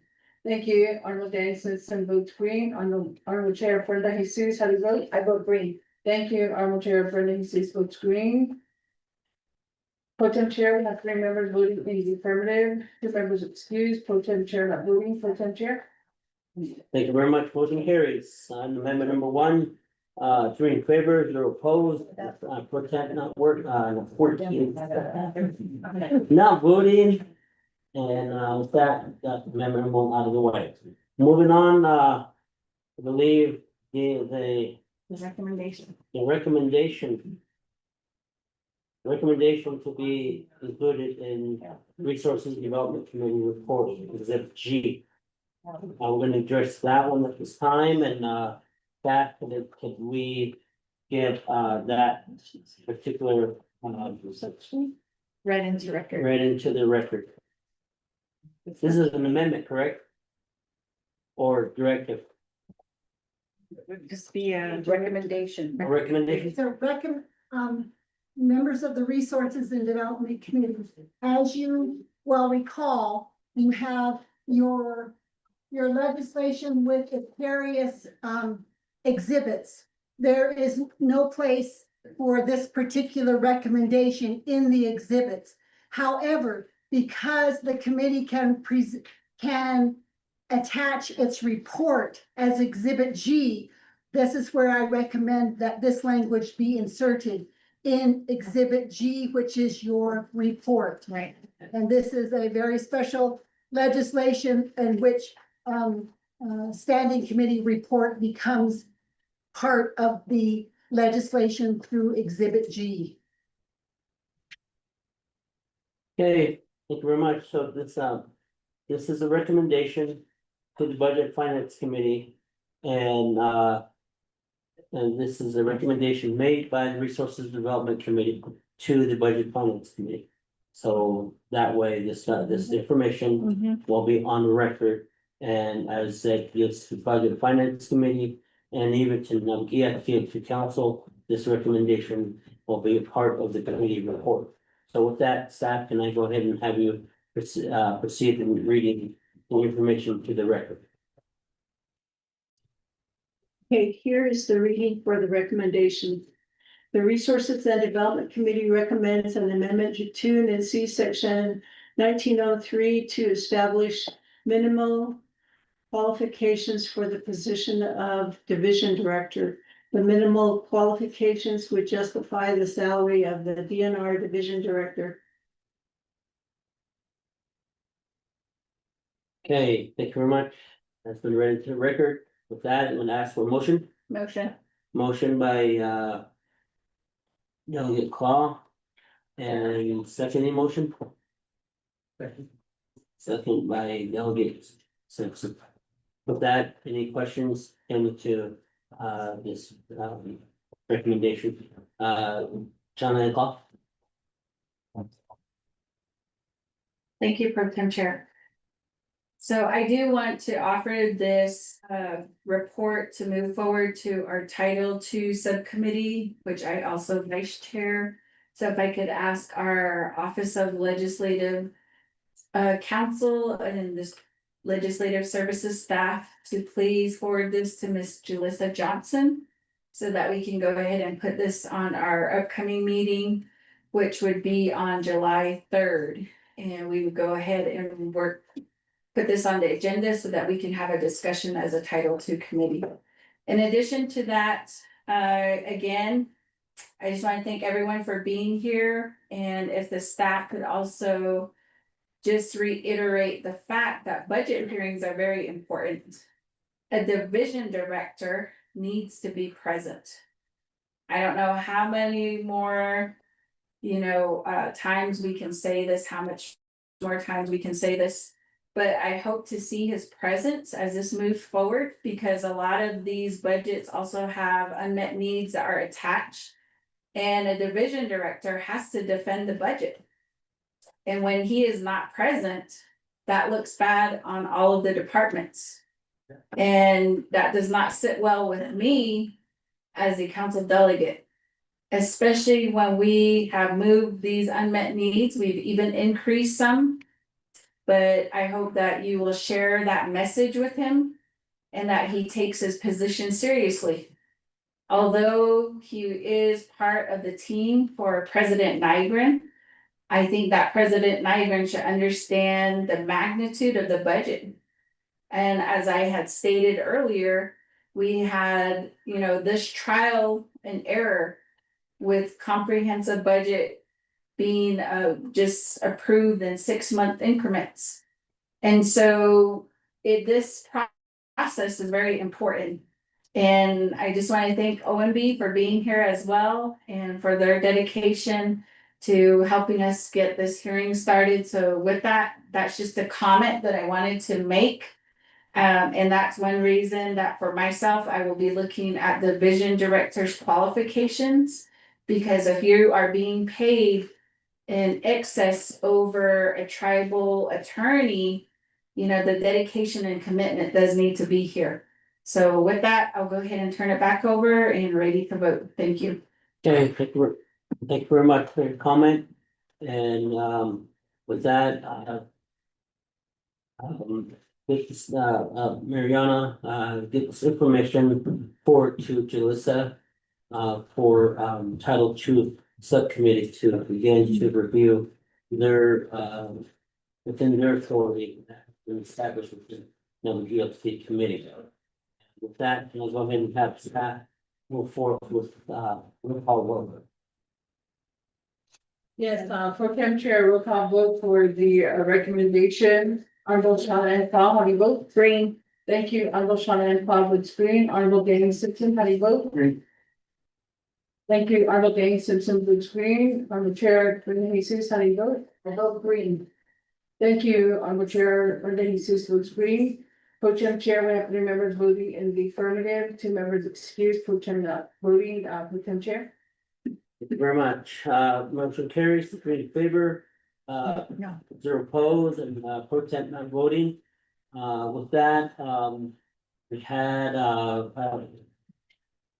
committee member Shannon Cobb holding the motion and committee member Janet Simpson holding the second. So with that, motion carries on the last amendment. Moving on, we'll go back to main motion. Members of the Resources Development Committee, we're back to the main motion. We're gonna ask if we have any additional questions to the presenters pertaining to legislation number 0132-25. Well, we're in the film, going once. Any sense? Thank you, Pro Tem Chairman, so I see, this is the main motion, yeah? Yes. We're back to the main motion. So we're back to the main motion, versus comments, so you go once. Madam Chair. Well, typical, additionally, Pro Temp Chair, I'd just like to thank colleagues that are here trying to carry out this budget meeting so that we can get to the next step, which is to BNF. I want to thank our staff and also our attorney for diligently trying to get this whole new process in place. And I want to thank the Department of Natural Resources staff. You all play a very important role every day. And you exemplifying that leadership role within your departments demonstrates that you're all trying to meet the needs of our people across Navajo Nation. Oftentimes, as leaders, we may not say thank you as often as we should, because we're always busy out there on the road, and it's just like a hi and bye real quick. But I appreciate each of you sitting here today, and also to your staff that are back at the office, some that are boots on the ground. And I know that this is really taking a toll on your body as well, being department managers, because it is a very intense position where you have to make decisions for the moment, especially if it's a directive that's coming from OPVP. But just know that as Resources and Development Committee leaders, that we are here to listen, we are here to help in any way we can. So Ashwanda, as my relatives, please let's continue to work together and really push the division forward and show Budget and Finance Committee that with FY 2026 dollars, you're gonna spend the money down. So again, that is my hope for each of you, and we will continue to advocate. As a matter of fact, I met with Brenda and Harlan this morning, and we are gonna push those projects for the 3 that was pulled off of unmet needs. And then we're adding another one for the, is it Fish and Wildlife again? So there's 4 projects that we're gonna request from UUFB, still has to go through the executive review process. Which OPVP deems it legally sufficient, we'll go ahead and request to drop legislation for it. So I think thank you again so much. And let's continue to work together and tell your staff that we appreciate each of them, although that you're out there just with minimal resources, but you're able to make it happen. So yeah, thank you, Division of Natural Resources. I just wanted to say that, Pro Tem Chair. Cool. Thank you very much, Harlan. Also want to thank, RDC for listening to us in our budget. Yes, we have needs, and I'm really thankful for all the department managers and their staff. They've been working really hard with us on the budget. At times, it's not easy, but thank you for the recommendation too. And also some of the directors you guys have made, we will take that in consideration, and thank you very much. And also Chair Steve, thank you for working with us. And also ONB, the legal counsel. Thank you for all your reviews, long hours of putting our budget. So we really appreciate all the work. Thank you. All right, thank you very much. And again, members of the committee, and then also the let's go to legal counsel. Pro Tem Chair, Chair Jesus and members of the Resources and Development Committee. I need to bring to your attention a particular provision in the budget instruction manual that was brought to my attention before convening, and it had gotten away from me. But I believe I need to bring this to your attention. And that is, the budget instruction manual gives all the information for the budgeting process. And with regard to the personnel section, that it says that the all personnel are to be funded at 2,088 hours. And my understanding is this is the first time they put in the number of hours, and that is 100%. And then the information about what the fringe benefits should be. And the Budget and Finance Committee will be looking for that in this natural resources budget. For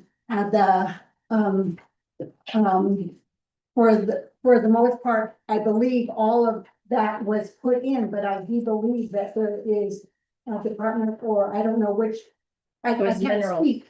Yeah, or minerals Minerals was department. brought to the attention here, did not have that full 2,088. And so my understanding is that the Budget and Finance Committee will be looking for those numbers. But my understanding is the Minerals Department, and I don't know if any other.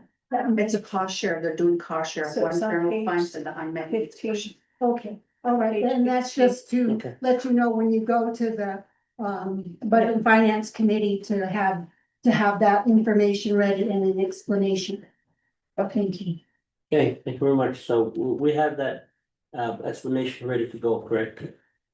It's on the unmet need, but. Yeah, it's a, But I think it should reference the BIM in the unmet needs so that they are held accountable to that.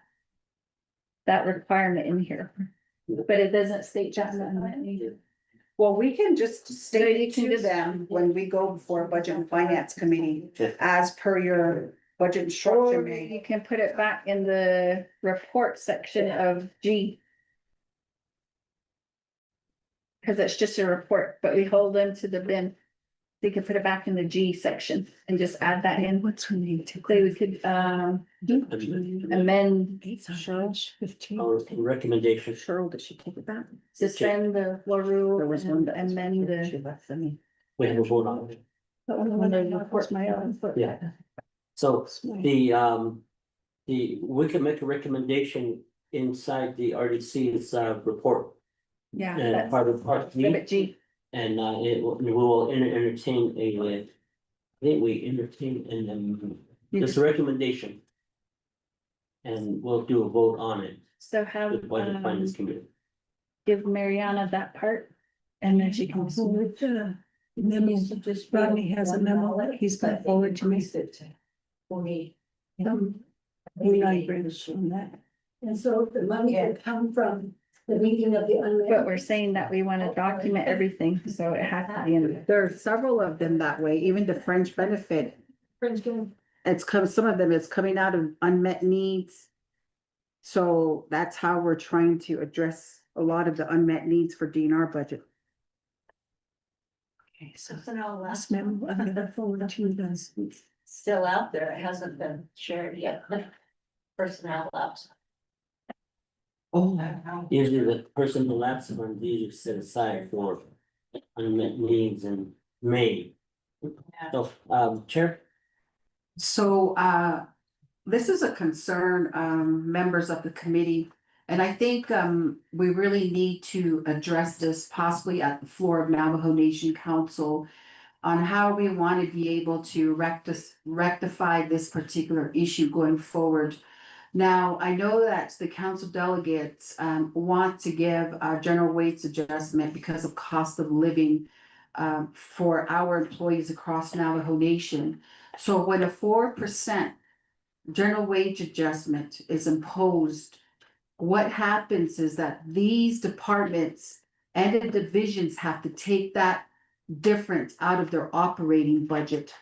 And they have to put it to these employees as salaries.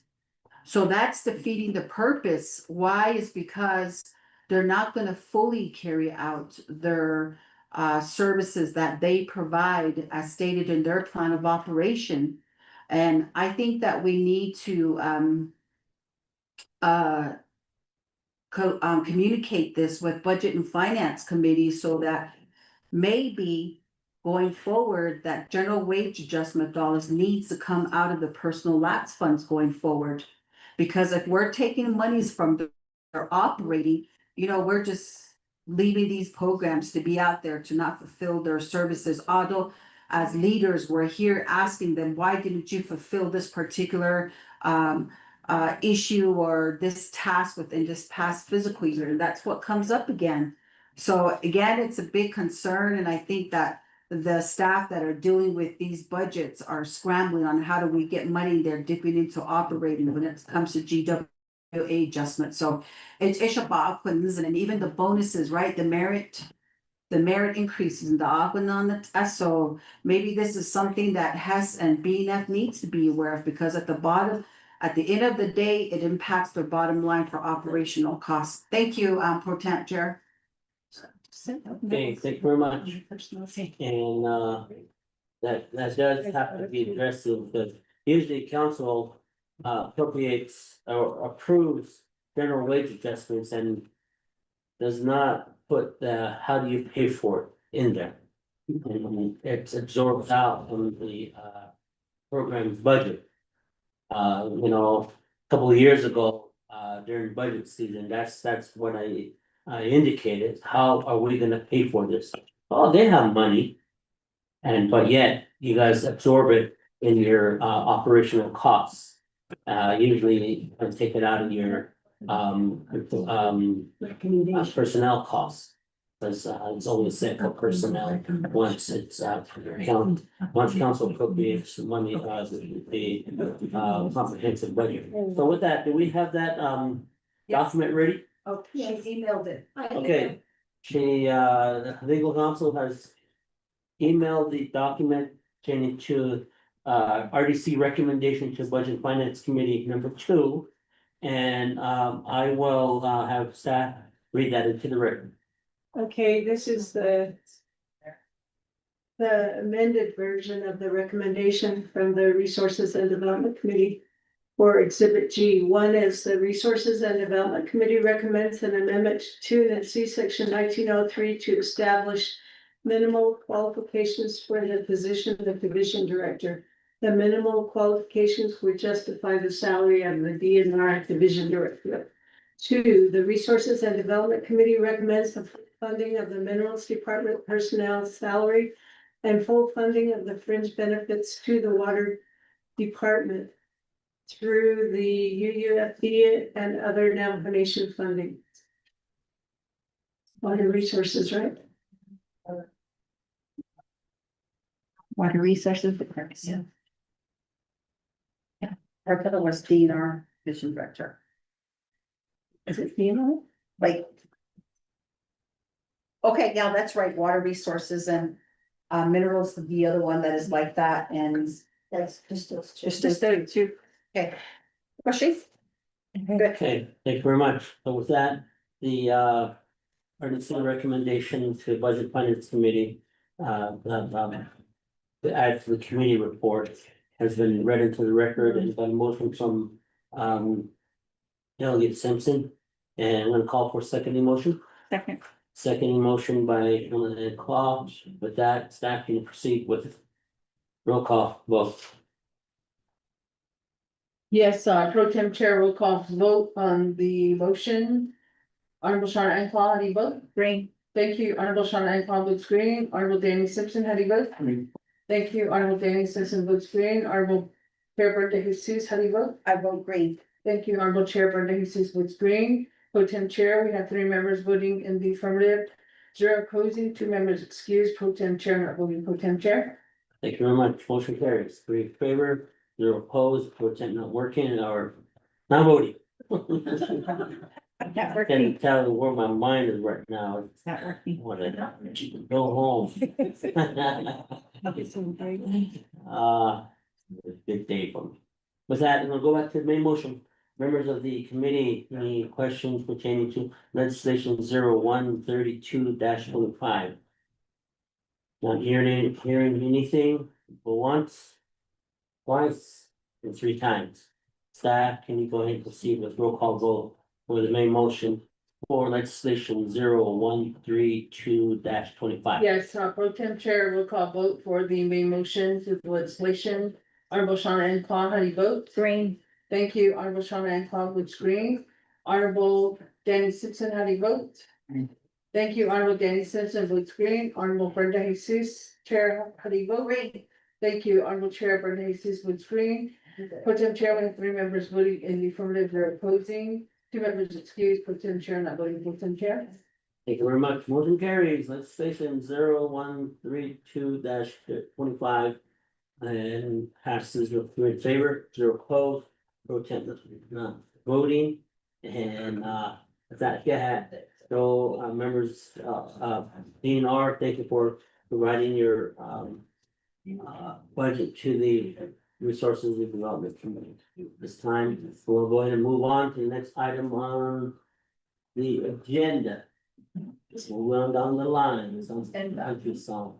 Okay, let's go to nominations, Department of Transportation. Transportation 0133-85. We have out of shoot number 1. Arrow and Company is here. Also, we have it's one thing. Let me go to delegate sensible.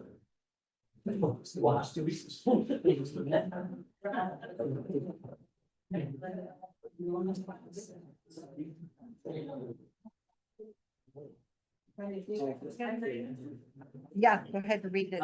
Let's do a 5 minutes recess, and then we'll come back. So we can.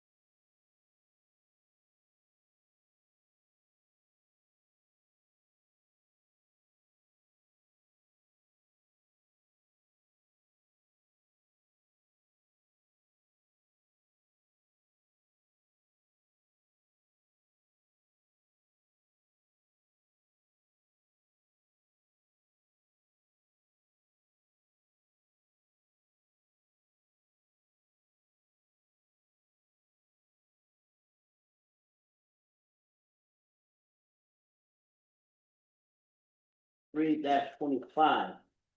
We have, the presenter here, the Emergency Director of Council Payroll, and the sponsor, Madam Chair, Brenda Sue. Just, for the record, when you introduction, just, your full name and your, title. For clarity on the recording. With that, can we,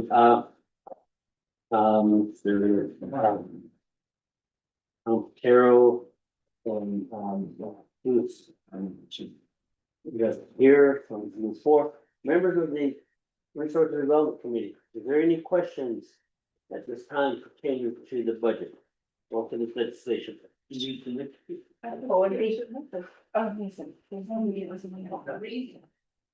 read it to the record last. Staff read your legislation to the record. I know. Thank you, Madam Chair, and members of the Resources and Development Committee. This is the legislation where Budget and Finance has final authorities for proposed standing committee resolution. 25th Navigation Council, 3rd year 2025, introduced by Brenda Jesus. Tracking number 0133-25, an action relating to Resources and Development and Budget and Finance Committee recommending and approving the fiscal year 2026 budget for the Division of Transportation and related matters to be included in the Navajo Nation's FY 2026 comprehensive budget. All of the attachments that are referenced in the legislation are there. And each program can go over those exhibits. Okay, with that, I'm gonna go ahead and, call for a motion. Motion. Motion by, Delegate Claw, second motion by Delegate Simpson. With that, we have motion in place, second in place, and I'm gonna go ahead and go to Office of Budget Management. Mombi. Take it away, I make someone dancing. Good afternoon, members of the Resources and Development Committee. My name is Darlene Sam. I'm the Senior Budget Analyst. I am here with Miss Encita Largo. And we also have Miss Rhonda and Eileen back here. So I will go ahead and start the OND report. It's the green PowerPoint. And on top of your cover sheet, the Resources and Development Committee fiscal year 2026 budget hearings for Navajo Division of Transportation. Navigation OND report June 16th through the 27th, 2025. First page is your table of contents, letter A through E. I will cover A and B, and C will cover C, D, and E. We'll go into A, which is your FY 2026 budget summary by fund type. For the Navajo Division of Transportation for fiscal year 2026. You have a table there on the top portion where your general funds, and bottom portion are your proprietary and special revenue funds. The first column to your left is your FY 2025 approved budget. So bottom line grand total for the general funds and the proprietary funds is $12,589,103, indirect costs of $193,320. And to your right is your FY 2026 Navajo Nation funds recommended budget, proposed general fund budget of $1,750,994, indirect costs of $210,894, external funds cash match for $1,037,839. Proprietary fund for $28,000, special revenue internal for $8,396,800 for a total of $11,444,527. Next is your B FY 2025 second quarter budget status report. And this is as of second quarter, March 31st, 2025.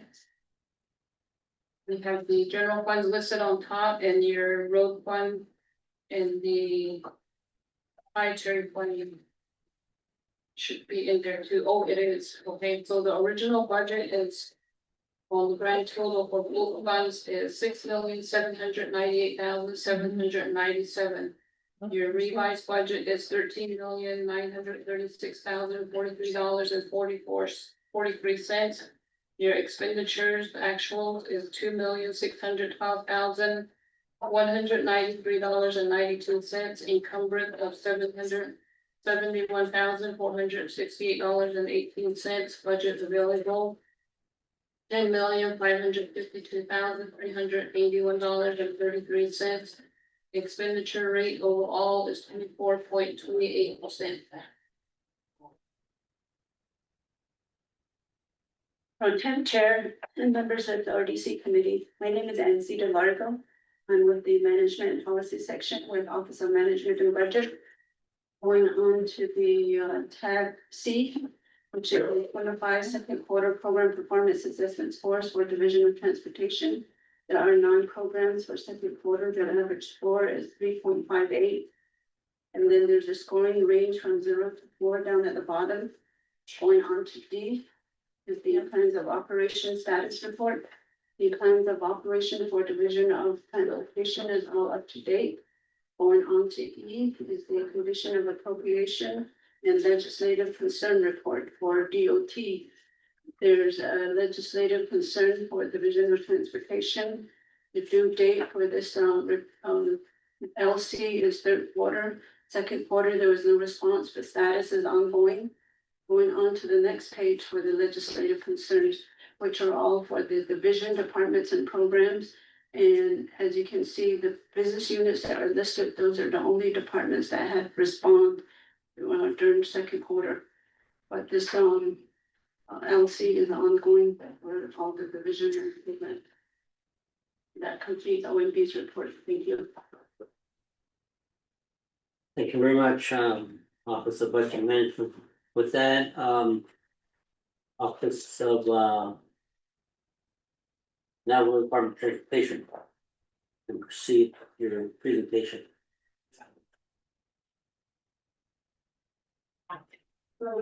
Supporting Chair, members of the committee, my name is Tom Patero. I'm touching Shanto Bajaji, but just change the industry change industry number. I've been with Navajo DOT since January 1, 2024. So we've been in this position for about 1.5 years. What I have handed out to you is as of today, the totals of expenditure for each of the line items. Underneath 121001 executive, we have a balance of $1,227,241.76. Out of that, we just let out a project. If you'll recall, underneath Exhibit J and H, G and H, I believe, from the 24 budget. Remember, we got 50% of that back. We weren't able to get the 5001 and N55 project completed. The 5001 is contracted. That's why the amount is reduced. So out of the 2.7, $1.1 million was actually for projects that were earmarked by Budget and Finance Committee. So the 5001 is encumbered. The N55, we just let that out this past week on Thursday. So we're anticipating the full 800,000 will be expended. So if we take that down, we're actually at a higher percentage than what's reported. The one in the blue sheets are at the end of March. So we had expenditures in March, April, May, and part of June. But the big expense for that was the earmarked by Budget and Finance. If you go to 121002 highway safety, our balance there is $282,769.38. On that, we're anticipating the purchase of car seats.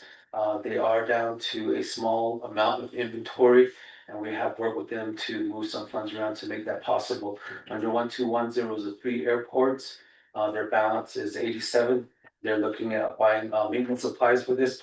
What airports was able to do this past year was we added in additional positions for maintenance out there. They had a really small crew, but now we have enough to cover each of the agencies. I believe they only have 2 vacancies left at this time. We separated out the maintenance coordinators and put enough staff in there to cover all the airports on the Navajo Nation. Underneath 121004, our balance is 720,000. On that, we are anticipating the supplies. So one of the things that we just introduced was a reported pothole thing on our website. We're using that as a pilot to try to get input from the community as far as road maintenance needs, this road needs to be graded. There's quite a bit of work that still needs to be done because we have to educate the public on the restrictions for the fuel excise tax, the federal highway money, and then the general funds money. This is the first year that roads has actually received any money. So when the continuing resolution happened, it really threw a monkey wrench in our transition plan. The way that we had it was 50-50 was how they were budgeting the positions. And so when we only got the funding in the 24, all those position changes that were supposed to happen, we still had to use the old ones. So in certain instances, we put money underneath there to make them eligible for general funds. We had to use other funds to get those ones done. But we just finally completed our transition thing, probably 3 weeks ago. So that's why it took a while for us to get all of our people paid up the general wage adjustment, because we had to close it out first.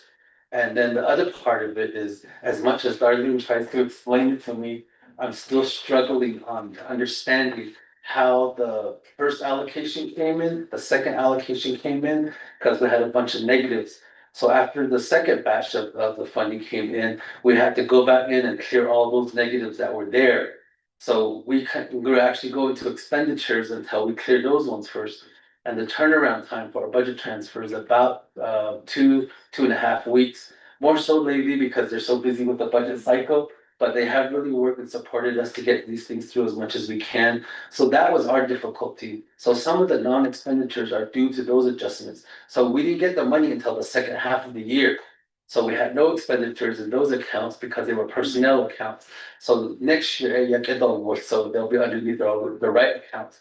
So that was the thing that I want to clarify to y'all. Underneath transit, transit is a federally funded program. So we give them a small amount and they didn't receive that money until the third quarter. So that was part of the new amount. So they've got an expenditure rate of 32%. I'm sure they'll go through that fairly quickly. And then we move on to 506 executive. That again, we're going to be using part of that. Part of our assessment was we also took a look at the facilities. This facility has not been taken care of since it was built. So we're going to be trying to allocate money to get all of that one done.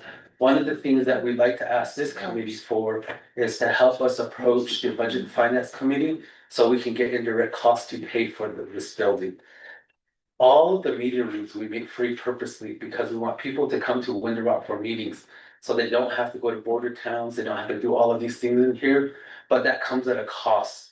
The cost from the beginning of the fiscal year, we almost got disconnected last week. And it takes forever to pay these bills.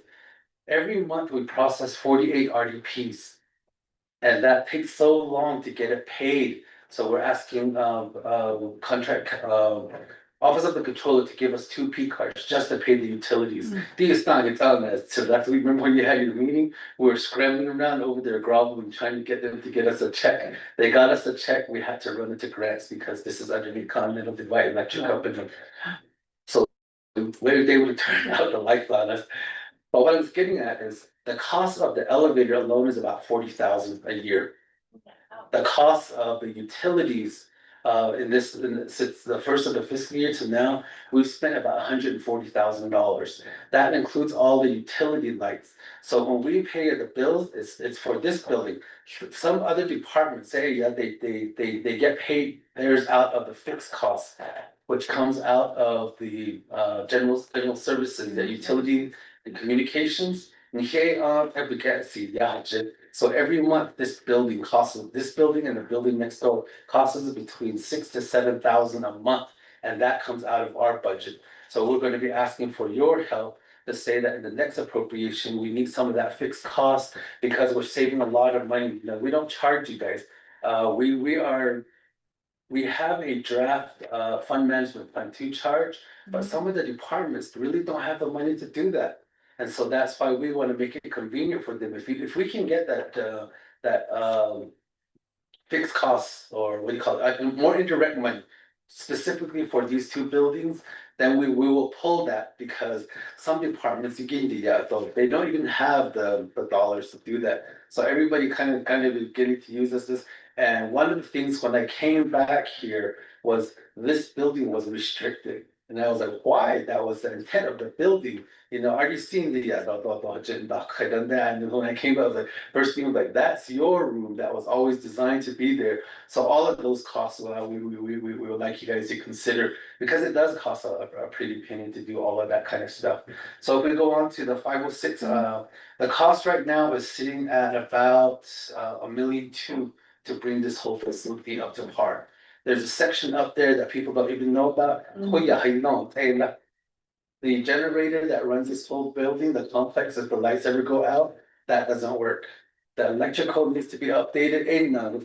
Oh yeah, in our lobby area, those lights are over 12 feet. Those are outdated. Those, no, they no longer make those. And we have to get an electrician in to replace each one of these ones. So even now, we're trying to devote as much cost to it because we want people to have their meetings here rather than travel all the way out there because it reduces their costs. So that's one of the things that we'd like to request your support to try to get it done. Underneath roads, they're going to be stockpiling pothole material and culverts. They're also looking at replacing some equipment. Underneath compliance, this is where the deputy and Jeanette have really done a lot of work this past year to recruit people. When I came back here, there was only one person in compliance, and that was a principal engineering technician. You didn't have an archaeologist, you didn't have an environmental people. Now they have a team and they're working on recruiting more. This is how far they went to reach out. They recruited somebody from Texas. They moved from Texas to here to come work for Navajo DOT. So that's how much the work it is, and that's where we're continuing to work with DPM to try to get the pay adjusted for those, because on the outside, Joya, the consultants, they charge between $200 to $400 an hour for what we're paying our people. I think we can pay them $30 to $40 an hour here to do the work on the Navajo Nation, so that would save us a lot of money. The part that they're really doing well now is they're responding now to things that would have been contracted out. So when they ran into a little bit of fuss with in 35 out and then Hotsoya, on came to workers, they were the ones doing the observation out there. So we need to expand that a little bit more and we can support them. The other part, the initiative that section is taking, is they're also trying to create a database where all the environmental studies, all of the right-of-way information, everything will be housed in one place, and they're looking at, we just got word this morning that DOJ has finally completed the language on the contract with the University of New Mexico that will allow us to house all of that information there. So there's a considerable amount of work. The airport, again, we invested in additional people to get there. The supplies, the GIA, that took a while for us to get the right people. We're probably one of the few departments that has over 20 people that are 6B FMIS certified. So we had to create a system in-house where the department that's requesting isn't the department that approves it.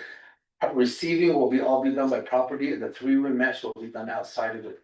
One of the things that I have brought up to the committee a few times is we really need the controller to update the procurement laws and the regulations. There's a section that I'm very concerned about. I think I emailed you guys the notice that they're starting the highway bill reauthorization process in DC now. Yeah. When that happens, if we still have those repeat audit findings, they're not going to renew the contract with the Navajo Nation. Because those contract findings have been for 3 consecutive years. So when we came in here, we had to work with them to address every single year that's there. But we can't fix it. It's a legislation fix that needs to address why the price cost analysis, the controller's proposing that there be a maximum cost study, maximum feasible cost approach as opposed to that price cost analysis. But the regulations and the law need to be updated so that reflects it, so that we can then take it back to federal highway and say that those items are going to be addressed. So if you take a look at this next sheet, what I've done is I noticed that you guys took a look at kind of how much costs are going across it. So across all of the different funding sources that we have, Personnel is gonna equal $4.6 million. Travel is gonna cost, $671,000, so we have, but travel costs, I see, remember that this also covers the cost for the tribal vehicles. One of the things that we did this past year is we actually put GPS units in all of the vehicles. So now we're able to track those things. We have a request that's sitting over at risk management, questioning why our operators are going to responding to sites. My opinion is that they shouldn't be because they're not emergency responders. I can see where the traffic control people, but not where it responds to an emergency, because we had one person that got a call at 2 o'clock in the morning and they rushed at 70 to 80 miles an hour to a crash site. And that's not really in our plan of operation. So we are trying to get that clarified with risk management to do all of that. The next one is supplies, be 779,000, lease rental, communication. This is where our utilities, our cells, our cell and all of that stuff. And this is where our operators actually have cell phones. But the cost, the annual cost is about 200,000 for utilities. So for Navajo DOT, for all of the sites that we have to pay, our main building and then some of our field sites in there. Repairs and maintenance is 538,000. Contractual services, somebody put $720 in there. Special transaction is 441. Again, special transaction also covers insurance costs. We pay around 80 to 90,000 a year for insurance. So that's the amount that we have to pay back to risk management to cover all of our stuff. Capital outlays, all that 3.2 million under the FET projects. Matching, there isn't any in there, so a total of 10,597,000. So it's spread across all of the different things that are there. Last year, I did all of this myself. This year, I wanted the managers to learn how to do these themselves. So that's why they're here. They developed a budget themselves, they worked through the process themselves. But because you can have a very technical person, but administrative, that's why deputy and I separate our duties. She handles a lot of the technical stuff. You know, when you asked me the 720 question, I was like, oh gosh, I wish Shelby was here. She would know how to answer all of that. Vice versa, I take the lead. And I'd really like to acknowledge Larry. So she's the one that was our budget liaison this year. So we kind of threw it on her and she had to work with Darlene, work through all the bumps and valleys, all trying to figure everything out. But my push this year was managers need to do their own budgets. Last year, I facilitated the whole process. You need to learn forecasting, you need to learn expenditure, you need to understand that there's certain costs that you have to build in. So one of the things that we've done, and I really appreciate you guys giving me a year and a half to try to figure out where everything is. And the way I explain it to people is, we now know that we have a chessboard and we now know all the pieces. Now we're setting it up so that we can start actually facilitating things in there. The big section that I like to let you guys know is we created a non-federal highway unit that's separate from the federal highway, because Kojoa Federal Highway, GIA, is heavily regulated. Kojoa non-federal highway, which is the FET, which is the state money, we have $20 million from the state of Arizona for a project in Lupton. All of those, they have different rules, so we're gonna try to create what we're calling a superintendent of engineering that will overlook both of those in there. It'll be kind of equal to a state engineer. So we want to put that capacity in-house. The one thing that you'll notice is that we're actually spending a lot more money on administration. But what you have to understand is all these contracts that we work with, there's one section that we're missing, that the auditors haven't put in their audit report, which is monitoring. Monitoring isn't within the same department, it should be independent, asati. So that's why we're creating a contracts and grants section, so that they can independently monitor the contracts for FAA, transit, federal highway, the state money, all these different types of funding. So it's a whole process that we're going through. Even after all this time, we're still sitting down with federal highway and asking for technical assistance, because the way you process a transaction underneath federal highway is different than the rules that you do under general funds. That's why everybody loves you. From the other people, general funds, the J up, how do you say it? Unlock. You can change things and get it through. Contract accounting, bloody, because there's a your regulation, you get the offer no, yeah. So like the meal things, you know, I've always understood it as you can't do it. When we try to sponsor things with BIA, we can't buy food that I think the new thing is if it's for public outreach, you can. So that's where we're learning all of these new things in here. So we're gonna be bringing Federal Highway out to do a training, and we'll make sure to invite all of you guys so that you guys understand. The other big thing that we're working on this year is we're really needing to do a thorough training for the chapters. I was over at Northern Navajo this weekend, and that poor gentleman, the chief that's on the Utah Navajo Land Commission goes, nice.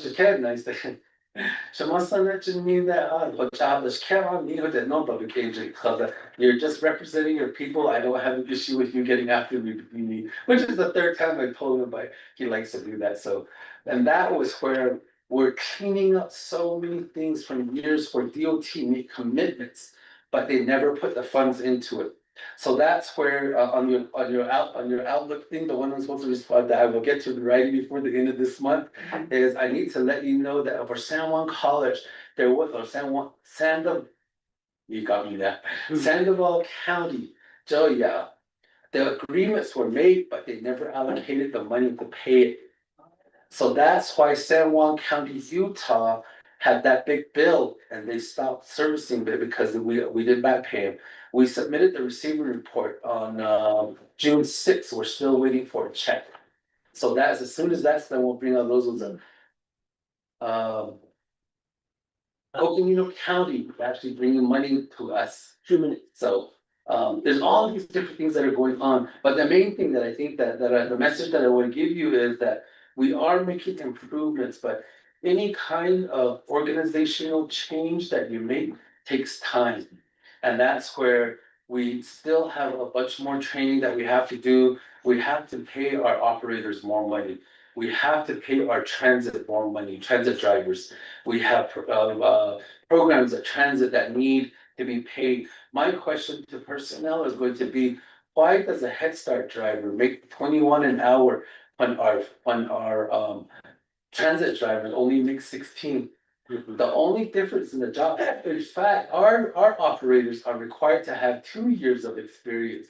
Head Start, Joy, 6 months of yeah. The only thing that I can think of is that small section where they have to clean the classroom.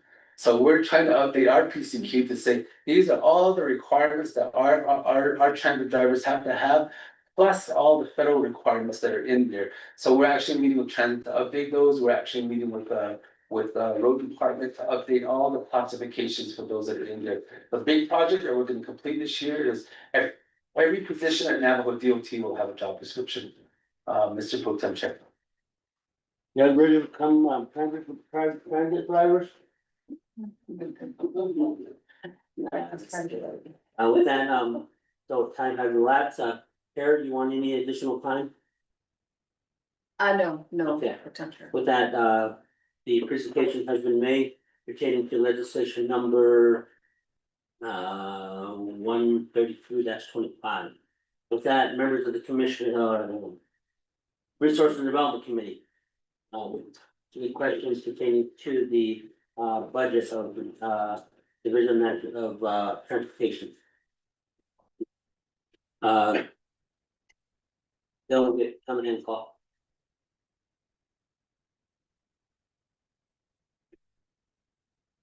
Thank you, Pro Tem Chair Shutsui, and then also to Madam Chair again, thank you for presenting this legislation, and Mr. Potero.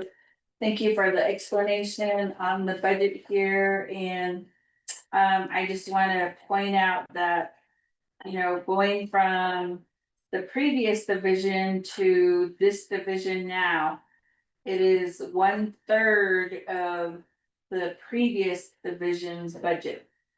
And I think that with the Department of Transportation, they do cover an extensive amount of miles across the Navajo Nation. One of the questions that I do have, and I didn't see this in the unmet needs, and I'm gonna go back to the unmet needs here. But within the unmet needs, I also wanted to add in the AWAS system, which is the all-weather operating systems for our airports. And I have been waiting for the quotes for that, and the airports that would require that would be Chinle, Kienta, and Tuba City. So I just wanted to see if we could go ahead and make a note of that in our unmet needs. I don't know if Mr. Patero, if your team does have the projected budget for that. But that's something that I would like to add into the unmet needs. And the reason is that for a lot of these airports that are across the Navajo Nation, many of them, you know, they do experience inclement weather, and one of them is like Chinle. It's a place where the wind drives a lot of the visibility factors for the airport. And I did submit paperwork from the Chinle Comprehensive Healthcare Unit to request that that system be implemented for Chinle. So it is a healthcare need, which also impacts the health and livelihood of our community.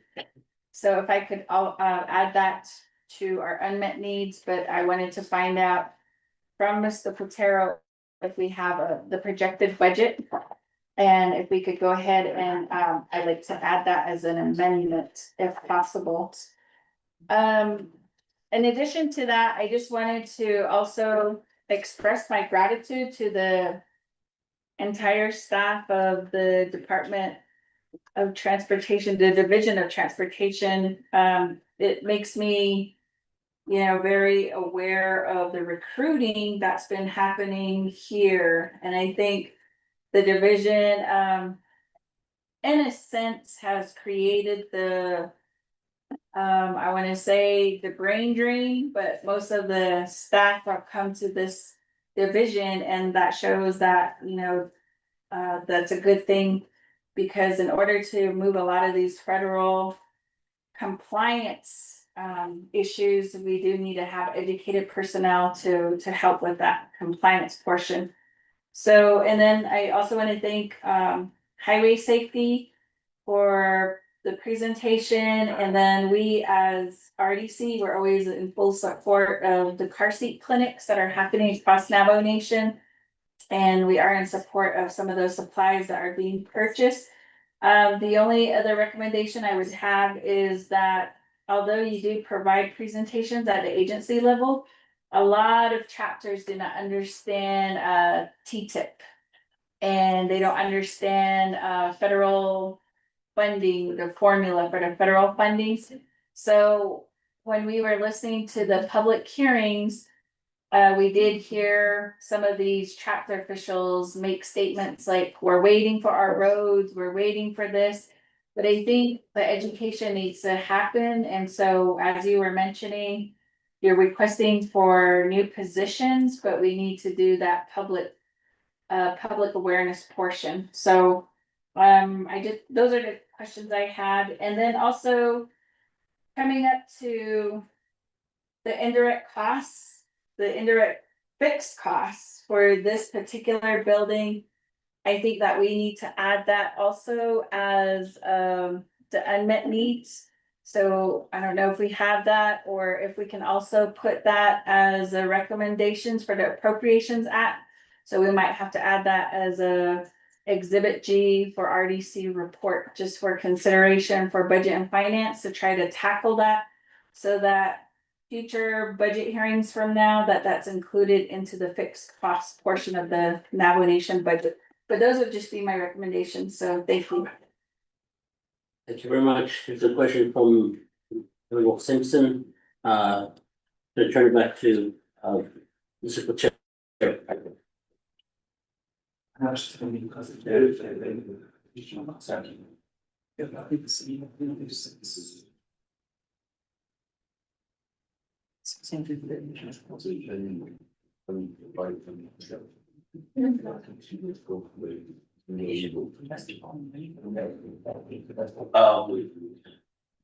Madam Chair, that's not the unique coordination. Thank you for your comments. We did get the 164 completed for Chinle and Tuba City. That's $1,270,800. To add Keyenta in, that would be an additional 635,400. We will modify our unmet need at 200,000 for the building repairs, elevators, utilities for this facility. And we'll update those and then we'll bring all the budgets in, so we'll make adjustments to our packet. Thank you. All right, thank you very much, Mr. Chair, for your response. Moving on, Commissioner, committee members, any questions, Madam Chair? Agushi, thank you so much, Pro Temp Chair and colleagues of the Resources and Development Committee. I'd just like to thank NDOT for bringing this budget request here for the committee and to the staff that have prepared, the budget. The only thing that I want to reference here is the OMB's report in regards to the plans of operation report. Now, if you go to that particular exhibit, kind of operations report by OMBD, the statutory reference is the CAP 1313. And as we know, this might have been from 22nd Council. Mhm. And what we're asking Director Platero is that Division of Natural Resources has updated all of the departments' plan of operation to reflect Resources and Development Committee. And if these were the years that these plan of operations were passed, I'm sure that they're referencing the prior committee, possibly TCDC or Resources Committee. If we can just update all of this plan of operation within this upcoming fiscal year, that would be really great. Of course, you have to work with Nomination Department of Justice, just to bring it up to date. And again, I know that, per Budget and Finance Committee, this was, brought up as a concern to update, to the most updated version of the plan of operations for the, divisions with departments that is umbrella under the division. And I just wanted to bring that up.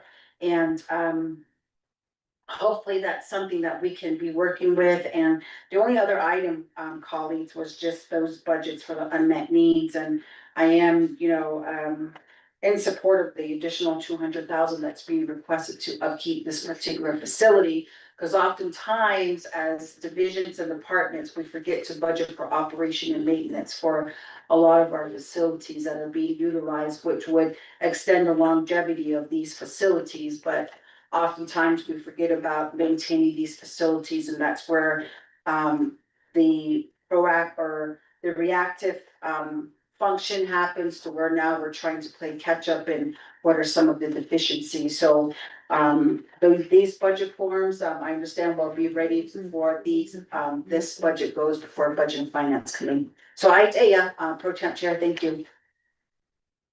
Okay, thank you very much. Back to Mr. Patero. Mr. Brooklyn Chair, Madam Chair, we actually released a contract for Stronghold Strategies.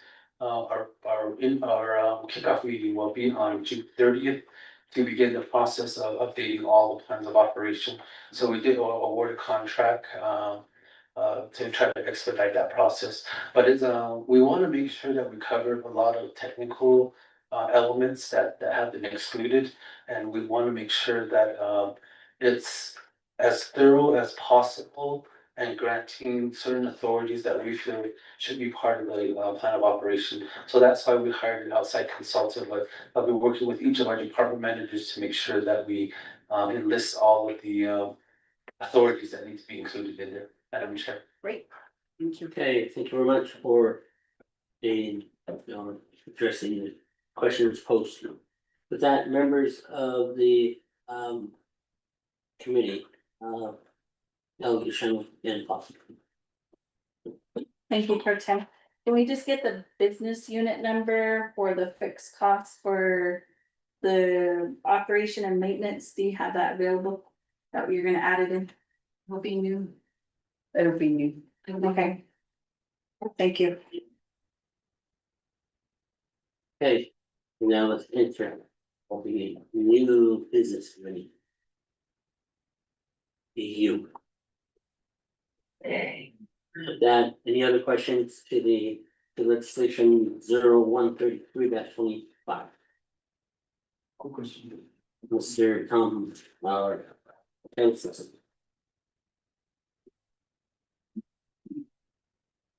Thank you, Protein Chair, and Liz, I'm the chair here.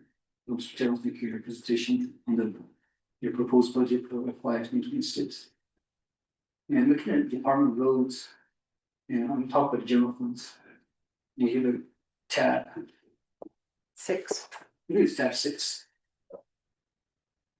And just looking at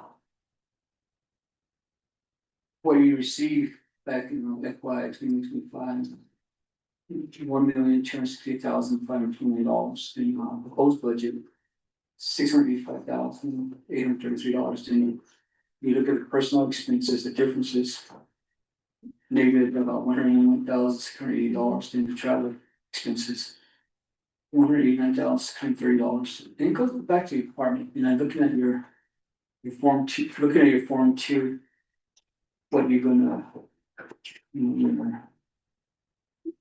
your performance measure and then also what you put in form 2.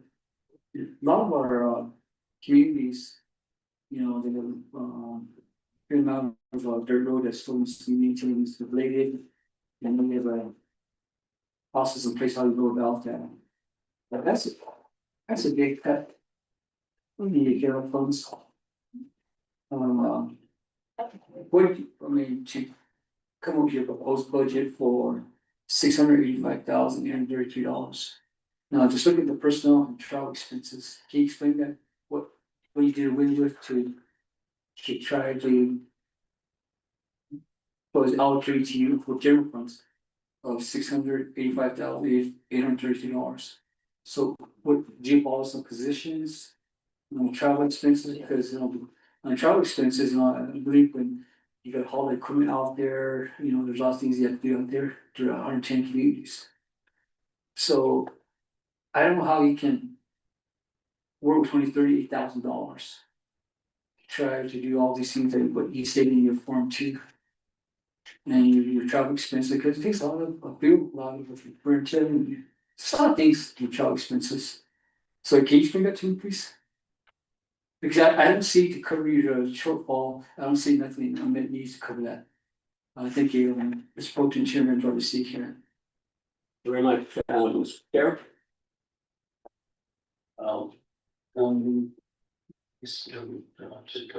Pro Tem Chair, Delegate Simpson. This was, we increased this last year. The hard part was because we didn't have time to spend it. That was where we had to cut it. And so we got cut, over $1 million. And we took it out of 2 areas. So we took it out of, executive, which is out of our office, and roads. We can recoup some of this stuff underneath the federal highway side and the fuel excise tax side of it. So that will allow us to do that. We did take one position out, but we're gonna have to make shifts. And one of the things that we're doing is we need to track road department a little bit better expenditures. When I first came, we didn't do the reports. These are all the projects that we did in each agency. We're getting those ones done. We're bringing somebody on board to actually associate costs with each one of those.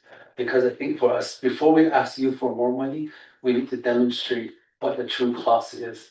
And that's the difficulty of it. One of the things that I've been asking for is we need a complete inventory of all the facilities.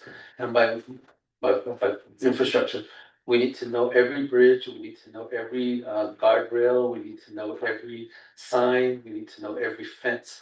ADP, we still haven't collected that inventory. So that's where we're in a transition.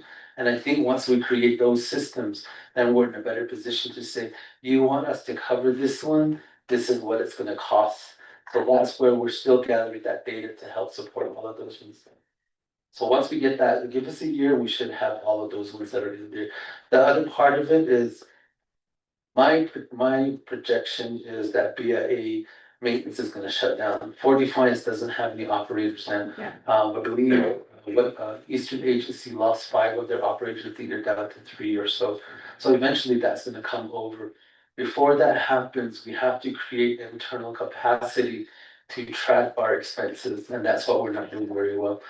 We have to improve our procurement process. We have to be able to create internal control. And quite frankly, we need to abide by the rules. The way I was describing, even on Saturday when I was in Northern, I explained to them that on the Sunland class, if you live way out here, because fuel excise tax, the public road, yeah. They have gate closing level, gate of the large and car hotel. The NTUA now, the box that comes in, the meter box, yeah. NTUA only goes up to the meter box, anything inside it is yours. And that's where, again, we need to work with you guys to create some parameters of what we can and cannot do. So right now, there's only a definition for a public road that's underneath the fuel excise tax. It's not an applying operation. We need to create a definition for a non-public road. That's where we're hesitant to Shelby, and rightfully so. She's like, you can't touch that road until you complete all these compliances. What we're discovering, sir, is that a lot of the BIA routes that were done, they just actually paved over all the ARC sites. And now exchange the such, when are you gonna do 15? There's 7 sites, 7 big sites that are on that road. They're now going into phase 2 discovery, where they're actually taking those ones apart. All these years, na suddenly can I buff up on the kind that yield and end up a traditional, so we have to be careful with that. So that's where we have to create processes where we regulate what the road maintenance crew can do so that they don't disturb those sites that are in there. We had a big old issue yesterday because of 3 trees. There were 3 trees that were taken down in Denahoto that shouldn't have been taken down. In the Basahaloya, we have 8031 where they're like, who's gonna take those trees? I want them. We have to work with natural resources to say, how much is each of those trees gonna cost? They literally make us count trees, and Shelby goes in and hugs all of them before they're all taken down. So she keeps us honest. And so those are what I meant by we have to create these technical capacities, even though we think it's just road maintenance. So that's where we need to really expand and support the compliance section, because if we disturb something, those fines that go with disturbance of those such areas. Okay, thank you very much. Delegate Simpson? Thank you, Mr. Fulton, Chair, members RC, Madam Chair. Thank you for your response to my question. So it's a very simple question. So you're okay with the what was allocated, proposed allocation of $685,833? You okay with that? Cause the reason I'm saying this, it's coming down from $1.2 billion to $685,000 plus. So the reason I'm asking, if you're okay with it, I'll just leave it. But if you still need additional funds, we can put it under the needs. Thank you, Mr. Potential, Majority Seeker. Thank you. Mr. Chair? I used to hit that it's under the unmet need. Those graders that are there, some of them have been there since I was here in 2010. Those need to be replaced. And to really bring our road maintenance closer to the communities, we need those yards. I would prefer that we would recommend that you fund those, and then a year from now, when we get these going in, they'd be stable, based on the fact on the cable. Okay, thank you very much. Madam Chair, Seuss? So I have a question here on your unmet needs, Director Platero. So under 12-10-04, Department of Roads requesting 3.2 mil for 8 road maintenance yard modular buildings.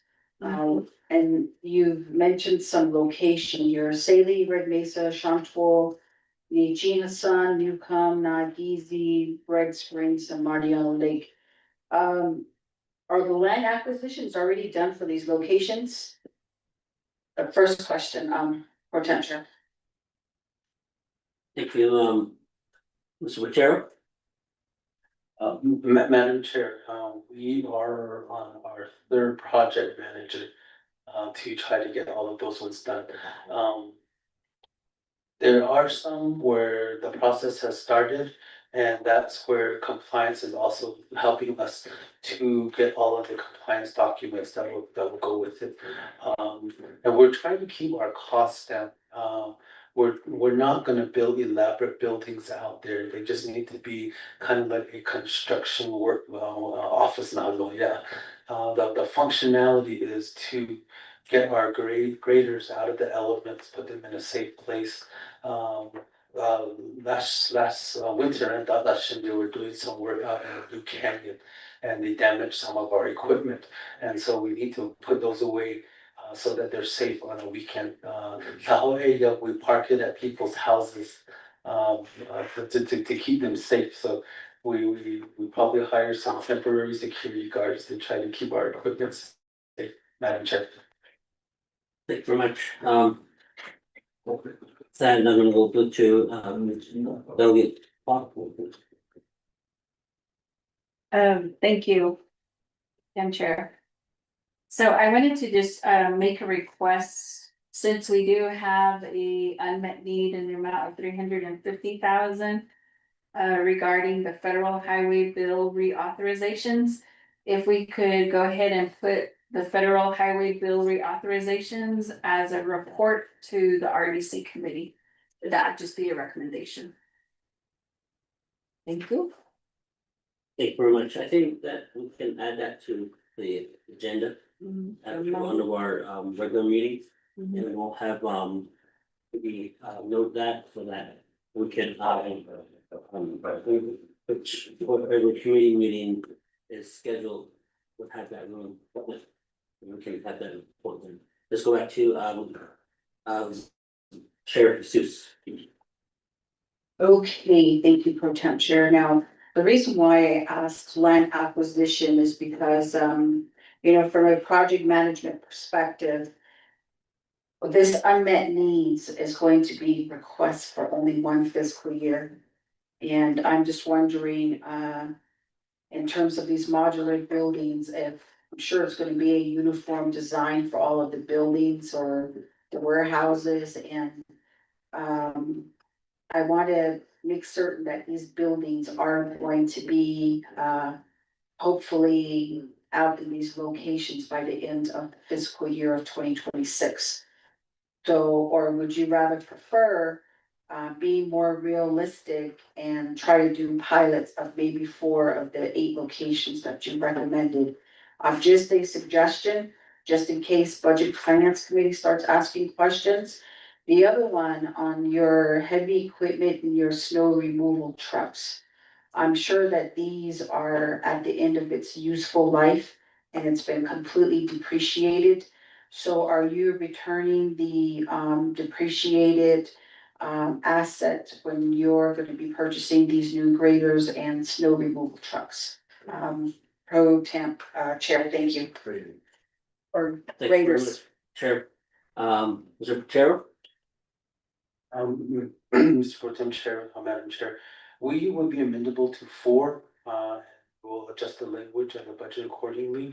What we can do on the buildings is we can enter into the contracts and get it encumbered so that it's all done in the first year.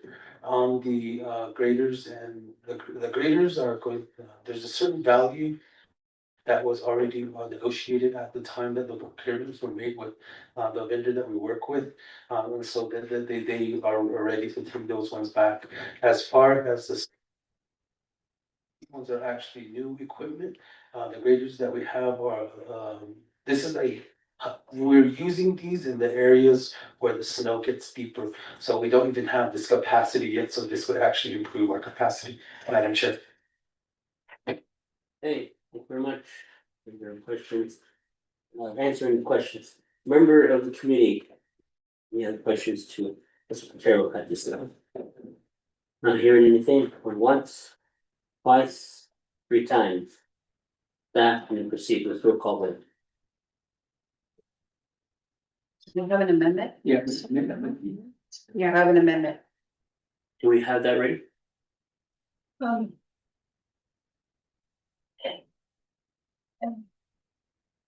I have amendments, and I'm missing one, and I need clarity on that particular one. I have a amendment to Exhibit D, a legislative concern. This would be to the executive business unit. And this is regarding, updating the kind of operation. And I need to know, when you would like that, completed, and when you would like a report regarding an updated kind of operation. First quarter, second quarter, Third quarter, by the end of third quarter. and, okay. This fiscal year, existing fiscal year? 26. 26. And then a report regarding, the, how it's doing. I was thinking the second quarter, they could give a report of how it's going. Yep. And then the third to be completed. Okay. And the other, amendment I have regarding unmet needs. Business unit, a new business unit for the maintenance of the Division of Transportation Facility, $200,000 for that task. And, what I don't have is what, Madam Delegate Claw had requested as an unmet need is, with regard to the airport, and I don't have a description of that. Do you want this as included in the unmet needs? So it's going through a 164 process and it should be complete, so we'll just do a separate legislation for that. We don't need that. Yeah, we don't need it. Oh, Okay, thank you very much. With that amendment, we have everything on there? Okay, with that, Mariana, when you're done, you can send it out and we'll have staff read that into the record. I am putting in your names right now.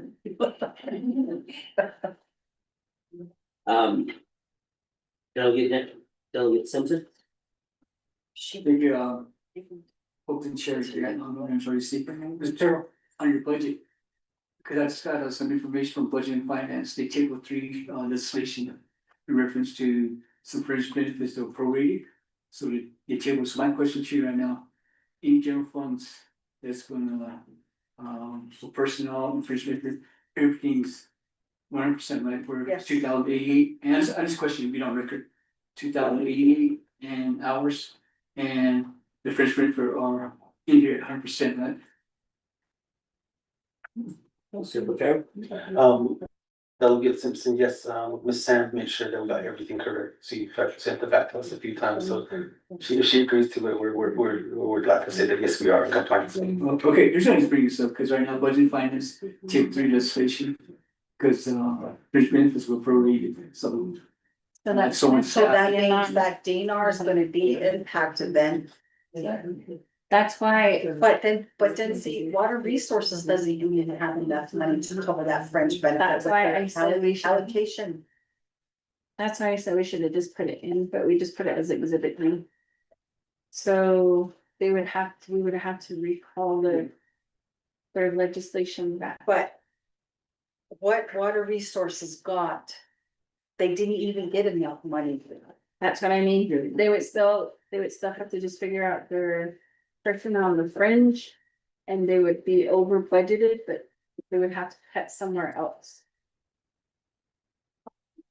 But when DNR got their So that memorandum, would come out it of, came from president already by every department, this is how much you get. so then it would come out of the administration. the administration would have to supplant. Well, we'll see what they say, and that's gonna be our argument. They didn't get enough money from the start. Okay, we'll just move along. If they get, if it gets tabled, we'll just come back. That's part of what the, what was recommended by the finance committee to the administration. And they're Yeah. working with their numbers and, I think they created those. Yeah. So. And that's why I said, that's why I said. We'll just note it and then try to. It's, fix it is noted, it's already noted in the exhibit G's position, such as noted. Good. Oh, Mary Ellen? yeah, it came in. Technically have it, right? It says position, position. Yeah. Again, I needed, do you want me to put in specific offices that are not fully funded? So that was a question that was posed. Thank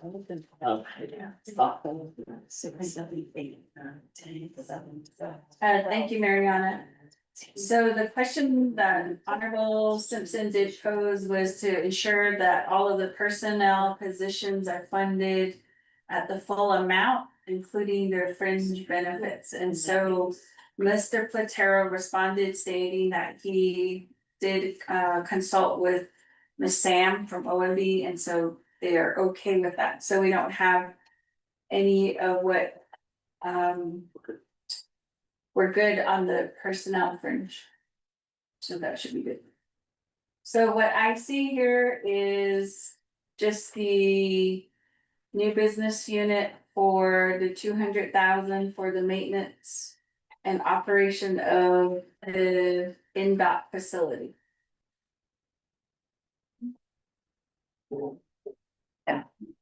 Okay, Bombay, to raise your hand earlier? Yes, I did. Okay. Darby. Darlene, you had before.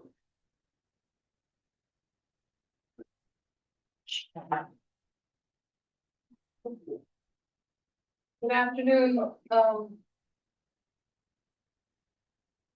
Pro-Tem Chair, members of the Resource and Development Committee, I'm going through the Form 3s and they all say 88 hours and then also all at the regular rate. On most of them, so yes, OMB does confirm that in that budget, 88 hours and then at the full rate for the French. But I just wanted to mention that for what Mariana, the legislative council referred to in the BIM where programs are required budget for 88 hours. The BIM is a compilation, there's different offices that contribute to this, so that portion of it is done by personnel. So we're going through it, and it does say that on section 8 personnel budgeting. It does say positions will be budgeted at 88 hours. But if you read through the whole thing, there's like regular personnel, bill occupied positions, vacant positions, which can be budgeted at 1,044 hours. And then like in new positions, on that section part, it says a minimum shall be budgeted. Let's see, the position shall be budgeted for a minimum of $2,000. So that tells me it can be less than 20, they're not locked into 2088.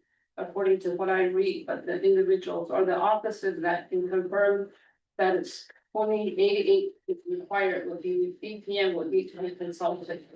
I just wanted to bring that out. And then as far as DNR, I know we're not on there, but they're the only division that I have that went by the president's allocation all the way to down to the program level. It was their choice. At the end, they were given a division level, they could allocate it the way they saw fit. But they chose to go by how the president initially, there was actually 2 memos issued. Like with NDOT, they got the bottom line and they figured out how they're gonna allocate it to their programs. Same thing with general services and economic development that I had, but BNR for me, that's the only one they went with, what was outlined by, for the programs in the president's initial April memo. That's So why I said it was, that. it was their choice, the division, was their choice. So there was some logic to that, according to the memo that was issued by OPVP. They went by the Budget and Finance Committee's passage of the bin, where they factored in, what was unspent by the programs. That's how they came up with those numbers initially. So just to provide those additional comments. On Pro-Tem Chair, thank you. Okay, thank you very much for that clarity. Regarding the fringe benefits and the minimum amount. So with that, I believe we have the amendment emailed out. And I'm gonna have staff read the amendment to the record. Hold on, quick to delegate sense. Thank you, Mr. Fulton, Chair, members of the city council, Madam Chair. Mr. Gerald, we're getting two different opinions, one's from OB, one from our let's say council, and she worked with the attorney, let's say, also let's say the council attorney that's working at BNF right now. So to clarify this, you know, I'm requesting also let's say council, get that clarification. Sit down with Dominic Vial, director for OB. I guess the office of council, get clarification. Because, you know, we wanna get to see, you know, we heard something different from OB, what can be done, then we hear something from, Mrs. Hong. So we need clarification on that, Mr. Fulton Chair, yeah. Okay, thank you very much, Ms. Khan. I would like to point out that, on page 16 in the BIM, the numbers are different with regard to filled and occupied positions. It says 2,088 hours. And the other, Right. a $2,000 amount, 2,000 amount was, is for proposed new positions. So I see there are two different, they're reading from two different portions. One with regard to filled and occupied, and the other with regard to proposed new positions. I'm just reading from the BIM. And that is, Please, yeah. okay. Okay, so I think from here, at least we need some clarity. So that way we could have because then moving forward, the other legislations that are on the agenda, the same questions that come up. And we'll be asking those questions, when we get clarity as soon as we can, that would be good. So with that, staff can proceed to read amendment number 1 to the record.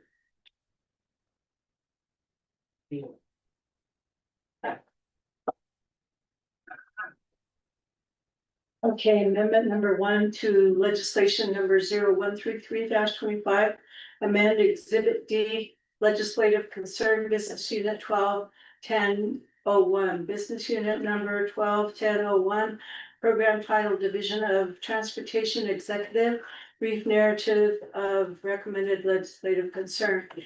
The Division of Transportation by the end of the third quarter of FY 2026 should update its plan of operation. By the end of the second quarter, the division director shall present a written report. Parentheses and an oral report in parentheses to the Resources and Development Committee regarding this legislative concern. And then Exhibit E, recommended unmet needs budgets. Add to Exhibit E 1 business unit number new. Maintenance of Division of Transportation Facility.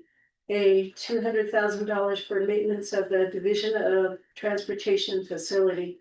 Renumber, reletters, succeeding paragraph sections and exhibits as necessary and appropriate.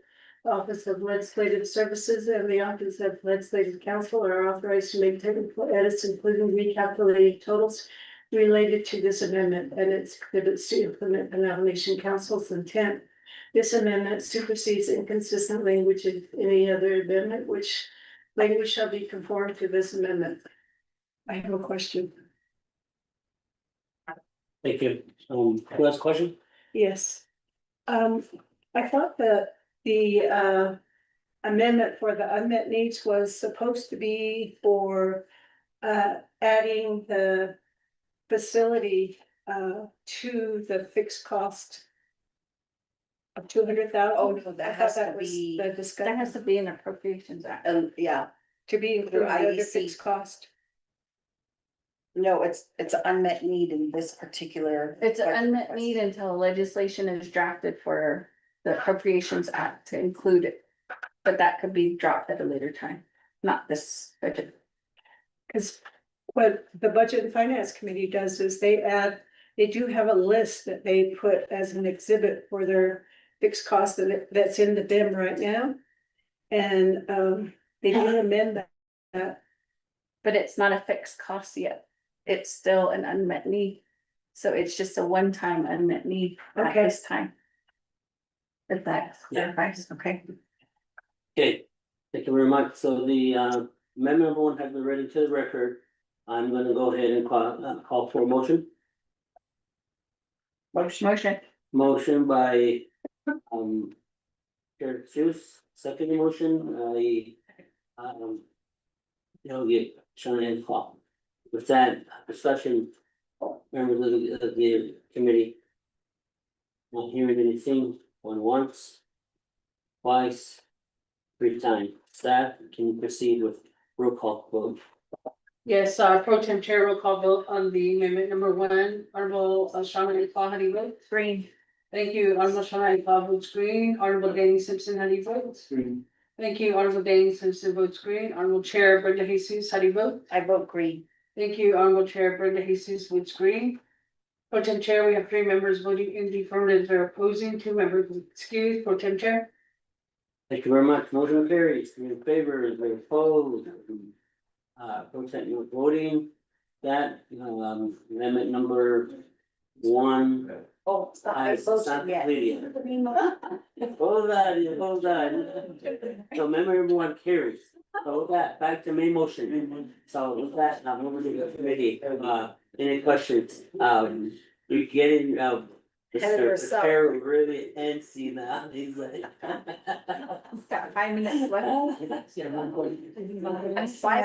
Somewhere. Not hearing anything, going once, twice, 3 times. Staff, can you proceed with reading the amendment, or reading the amended language inserted into legislation 0133-25 into the record? And we will proceed with roll call vote after. Okay, so you're asking for a second reading of that amendment? Yeah, that amendment for the changes that happen. This is amendment 1. Number 1 to legislation 0133-25, amend exhibit B, legislative concern, business unit 121001, business unit number 121001. Program title, Division of Transportation Executive, and brief narrative of recommended legislative concerns. The Division of Transportation by the end of the 3rd quarter of FY 2025-26 should update its plan of operation by the end of the 2nd quarter. The division director shall present a written report to the Resources and Development Committee regarding this legislative concern. Amendment Exhibit E, recommended unmet needs budgets is added to Exhibit E1, business unit number new, maintenance of Division of Transportation Facility. $200,000 for maintenance of the Division of Transportation Facility. That's the 2nd reading. Thank you very much. With that, we have a motion in place and we have a second in place. And with that, we call for roll call vote for the main motion. Yes, pro tem chair roll call vote for the main motion on the legislation, Honorable Shawna Paul, how do you vote? I vote green.